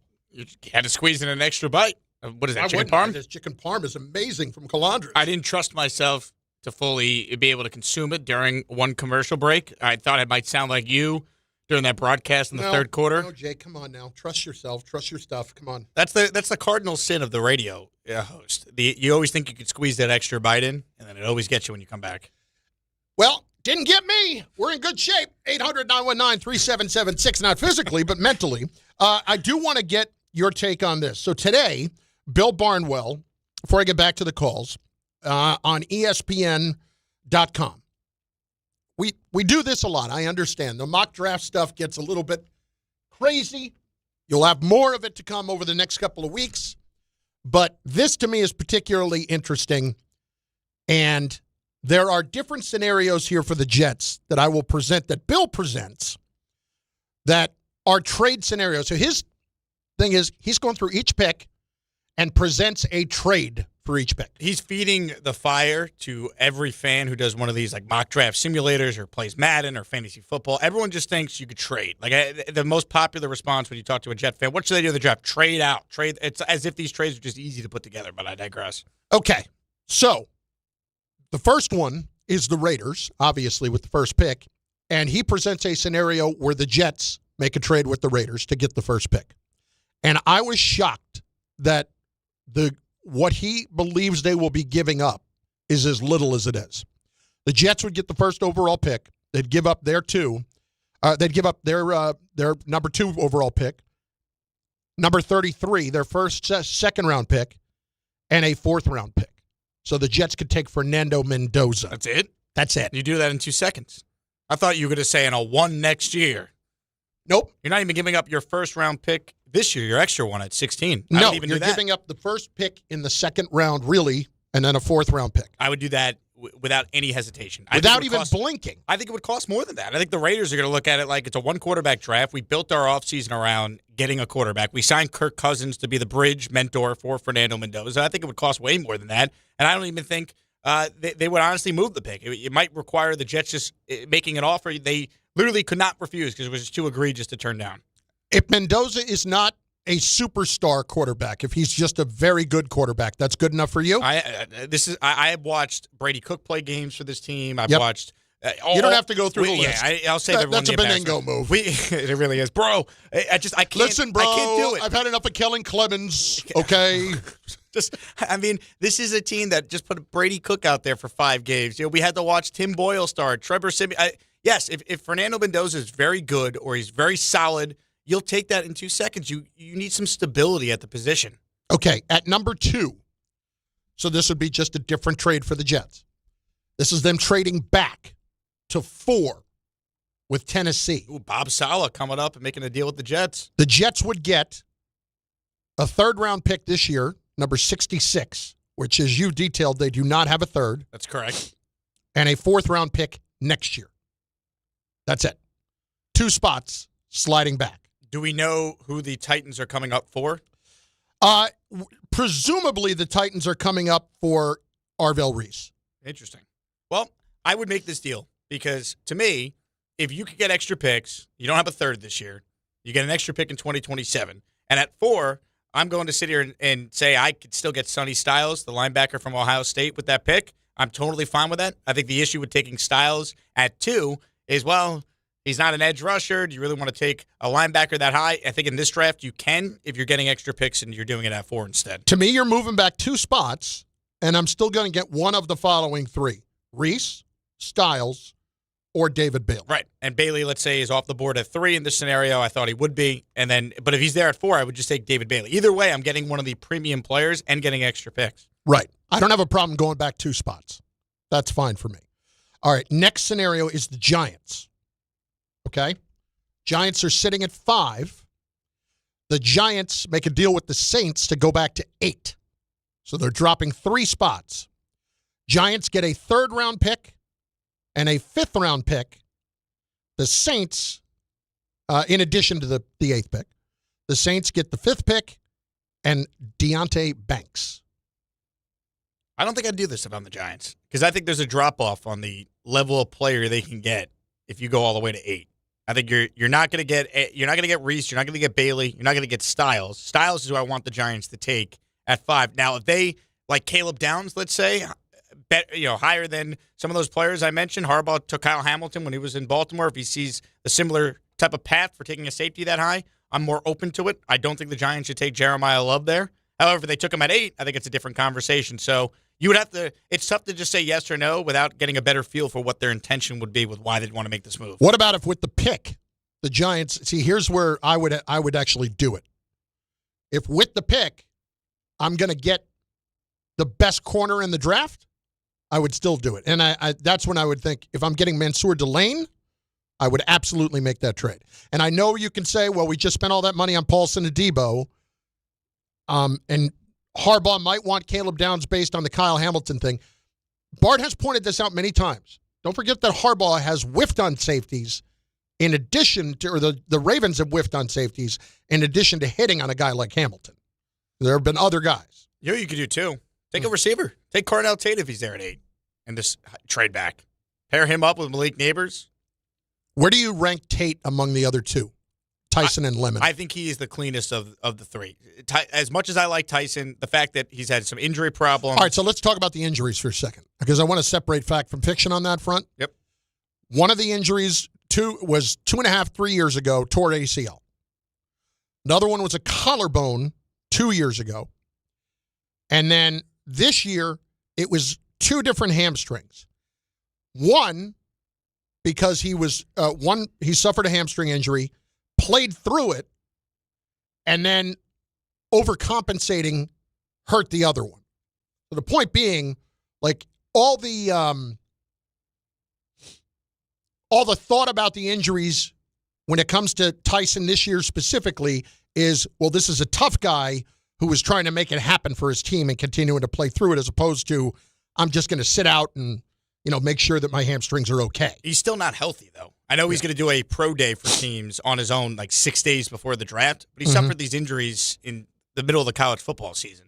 And here we are, and it's, April 6th. The draft is 17 days from now, and he wasn't 100% to participate at the combine. He wasn't able to participate at Arizona State's pro day. I'd be a little worried taking a guy that high. I think it's a different conversation for, let's say, the Jets at 16 as far as value. It's worth taking a chance. I rather Tate because I think, one, just the history of guys coming out of Ohio State with Brian Hartline, their former wide receiver coach, is amazing. I think he's really solid, and they already have a number 1. So I just need the perfect complement to Malik Neighbors. I think I could be Carnell Tate. And then I love Mekhi Lemon, I think maybe as much as you. He's my favorite individual receiver. Yeah. But he's a little smaller. He's probably just a like slot. a slot. He's a slot, but he could be a top 5 slot receiver in the league right away. He's awesome. I just think if you're drafting that high, I think you probably want to take a guy who's a little taller, probably more possession-type receiver. I think Tate makes sense there. My only problem with the Tate thing is, having seen Tate a lot, I don't think he's any of those other Ohio State receivers. I don't think he's McLaurin. I don't think he's Garrett Wilson. I don't think he's even Olave when Olave was at his best and healthy. So, but it's not that kind of draft in general, though. Yeah. So if you got to come away with a good football player. You hit on the pick. Yeah. And I think he's going to be a really solid pro. All right, here's a really good one. Cowboys at 12 with the Jets. Wow, moving up 10 spots. Moving up 10 spots. The Cowboys get the 2nd pick and a 5th-round pick next year. Okay? 5th-round pick next year. The Jets get the 12th pick, 4th-rounder this year, 1st and a 3rd next year. So that would give you 4 first-round picks next year. You would have 12 and 16 this year. And an additional 3rd-round pick next year. How many thirds do they have next year? They have 2 next year? They have 1 third next year. They have 1 third next year. But so you'd have 4 firsts, 2 seconds, and 2 thirds in what would be an amazingly, according to what we are projecting, to be a really deep draft. You know what's amazing? They already have the Dallas pick next year. It's either the better of Dallas's own first-round pick or the pick they got in the Parsons. So they basically would have both. They would have both now, yeah. It would eliminate, the need to figure out, well, who's going to be worse, Dallas or Green Bay. I would do this in a second, Chris. If you're talking about getting 2 awesome football players, 2 very good players at 12 and 16 in this scenario, plus some extra picks, you have 4 first-round picks now in 2027. Regardless what happens with Glenn, the job is attractive for the next guy if it doesn't work out with him. You're set up. And also, maybe you really like Ty Simpson. Now it's not as costly if you wanted to use the 16th pick on Ty because you're still going to be able to add a player and you got extra picks next year, kind of furthering your strength of all these war chest of assets for Here's the biggest problem with the whole thing. Why would Jerry do this? I don't think he would. Yeah. But he's Jerry. He's Jerry. But if he does this, why would he do it? He'd be doing it for Arvell Reese, who he thinks is the next Micah Parsons, in which case, what the hell did you make the trade in the first place for? I know that you can say that you get Reese at a good number for 4 years, but at the same time, that's insane to me. Big Giants news just now. Yes. How about this? Can't wait. This from Adam Schefter. Giants All-Pro defensive tackle Dexter Lawrence has requested a trade and will not be participating in the team's off-season workout program. Wow. We will get into that next. Bart and Carlin, Jake Asman in for Bart, ESPN New York. The New York City Department of Correction offers countless career opportunities, from specialized units to leadership roles that support public safety and change lives for the better. It starts with one step: registering for the New York City Correction Officer exam. Earn over $109,000 after just 5.5 years. Benefits on day one, job security, pension at any age after 22 years of service. Go to nyc.gov/joinDOC or search Join DOC. One career, many opportunities. Register today to take the test. More people trust their hearts to New York Presbyterian than any other hospital in New York. It's because New York Presbyterian has the most experienced cardiovascular doctors, treating a full range of heart conditions, from heart failure to valve repair, with the most advanced treatments. Find a doctor at nyp.org/heart. New York Presbyterian. New York Presbyterian Hospital, based on U.S. News & World Report 2025 to 2026 cardiology, heart, and vascular surgery rankings. Time to bench those other hiring sites and let ZipRecruiter help you build a winning team. With ZipRecruiter, when you need to hire, you get to hire the right fit for any role fast. That's because ZipRecruiter's smart matching technology starts showing your job to qualified candidates immediately. You can also apply filters and add screening questions to your job post to help you save time in scouting first-rate talent. With ZipRecruiter's advanced resume database, you can instantly unlock contact info from a roster of top candidates. That's why over 4.8 million businesses have trusted ZipRecruiter to hire. And check this out. 4 out of 5 employers who post on ZipRecruiter get a quality candidate within the first day. No wonder ZipRecruiter is the #1 rated hiring site in the game, based on G2. So, if you need to score the best, go with ZipRecruiter. Try it for free at ZipRecruiter.com/ESPN. That's ZipRecruiter.com/ESPN. ZipRecruiter.com/ESPN. Let me say this. If you're an experienced superintendent in Jersey and you know you're better than the situation that you're in, Tricon Construction wants to talk. They're building serious multifamily, medical, and industrial projects across the state, and they're looking for leaders, not babysitters, real projects, real support, real backing from ownership. If you're ready to step into something bigger, go to triconbuilds.com/careers. That's triconbuilds.com/careers. And yes, it's confidential.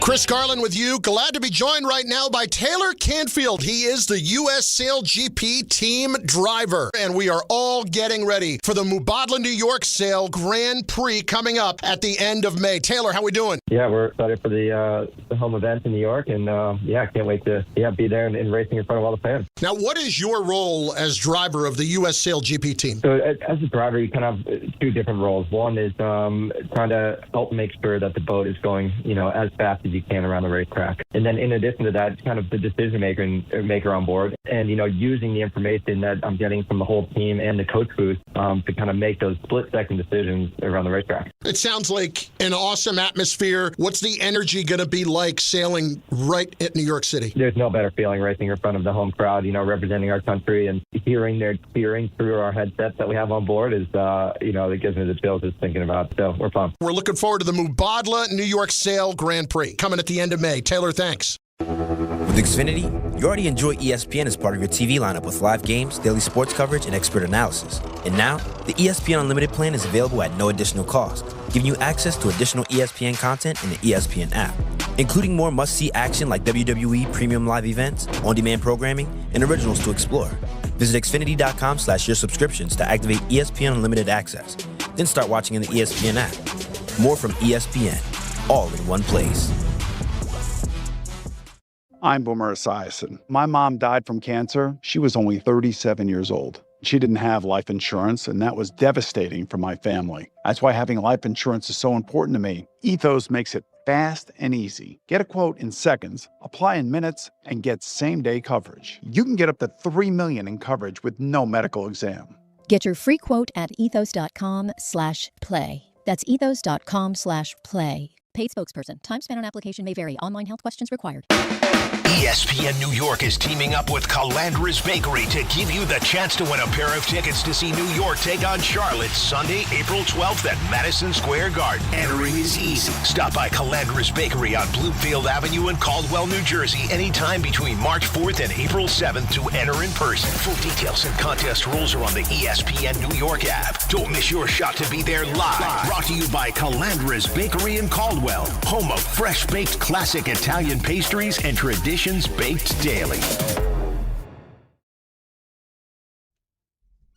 Bart Carlin, ESPN New York. If you're just joining us, Dexter Lawrence has officially requested a trade from the Giants. Also wants a new deal from whoever the new team is. 800-919-3776. 800-919-ESPN. As I'm looking at teams that are going to need help at defensive tackle, there are a couple that come to mind right away. One is the Bears. If I'm the Bears, and I just texted our friend Courtney Cronin, who covers the Bears for ESPN NFL Nation, is that something that they would look at? Because I heard in the first draft podcast that Mel and Field Yates were talking about the Bears potentially drafting somebody with the first-round pick, a defensive tackle. And they were talking about Caleb Banks from Florida as one. I'm wondering if you're the Bears and you have a chance to get somebody like Dexter Lawrence, is that a pick? Is that a scenario where you would make a trade? You got to get at least a first-round pick for Dexter Lawrence if you're going to consider moving him. When you have to pay him, though, that's what teams are going to say. What is paying him, though? There's a difference in like guaranteeing some more money, tacking on a year to his existing deal versus ripping up the contract and giving him a brand new one. What is the exact wording of the tweet from Adam Schefter? So Schefter tweeted, Lawrence and the Giants have been through 2 off seasons attempting to negotiate a contract reflecting his value to the Giants over the last 3 years, but there has not been any progress per sources. So in other words, he wants a raise. He wants a raise, and he's signed through 2027. How much money is left on the deal between now and 2027? Let's pull up the old spot track. Yep. Let's see. Other teams that have defensive line needs, 49ers would be a team on the defensive line. This is over guaranteed money because he doesn't have a ton of guaranteed money left. Because he got $46 million at signing. He got a $22 million signing bonus. I mean, if you're a team that feels they're a Dexter Lawrence away, I'd trade a first for him. He's still in his prime. You could give him. The Bears might think they're close. I'll give you another team, and there's an obvious connection here. Look at any mock draft that has a team drafting Peter Woods, who's probably at the top defensive lineman, similar type of player to Dexter Lawrence. Common team you see, the Chargers. You got the Harbaugh brother connection there. Could the Chargers work out a deal with the Giants? Would Jim help out John? They're pick 22 in the first round. If you're going to move on from him, I want a first-round pick for the guy. Quinnen just went for a second and a first next year when the Jets dealt him at the deadline. Was Quinnen younger or same age? Let's see. Quinnen Williams. I feel like he maybe was a year younger. Maybe he was 27. Quinnen, as of April of 2026, Quinnen is 28 years old. He turned 28 same in December. age. Same exact age. Quinnen's a better player. I think we would agree. Here's what Jordan said. Dexter has not been happy for quite some time. It's why Joe Shane was being asked about Lawrence's contract earlier this offseason. So this is not terribly much of a surprise. Now, ideally for me, if I were the Giants, I'd be trying to get a first-round pick next year as opposed to this year. I don't know if that's possible. So are you looking for more than a first-round pick at this point for Dexter Lawrence, who is not – Quinnen Williams is a better player than Dexter Lawrence, is he not? Well, 2 years ago, Dexter Lawrence looked like he was on his way to winning Defensive Player of the Year. Then he got hurt. And then this year – I'd want to know. He had a bad year this year. He had a half a sack. He went from 9 in 12 games 2 years ago to a half this year. He wasn't the same guy. Now, the Giants were a mess defensively. They fired their coordinator, as we all know, Bowen, towards the end of the year. I'd want to try and keep him first and foremost. Let me say that. I think the Giants could be a playoff team. Well, I think what's pretty clear here is that Joe Shane's made it clear he doesn't want to keep him. And maybe, in terms of that, Harbaugh's made it clear that he doesn't love what he's seen from Lawrence. So if he's expendable, I would want a pick this year that could help me. Because, I don't think you could realistically get a first next year. The Giants do think that they have a chance to be much better next year. Why can't they? Look at all the teams a year ago that brought in first-year coaches or coaches in like Vrabel had been a coach before, but he was in year one with New England. You got the quarterback. You got some playmakers here. Neighbors is coming back. Scatterboo's coming back. They have a lot of picks and resources they put into the team to revamp some of the areas they struggled with. For once, we're not complaining about how bad the Giant O-line is. You actually have that and Dart. If I'm trading him, I need a pick this year that is going to help me win games. That's why the Chargers make sense because of the Harbaugh brother connection. If they need a defensive lineman and pick 22, you could turn that into a really good football player there.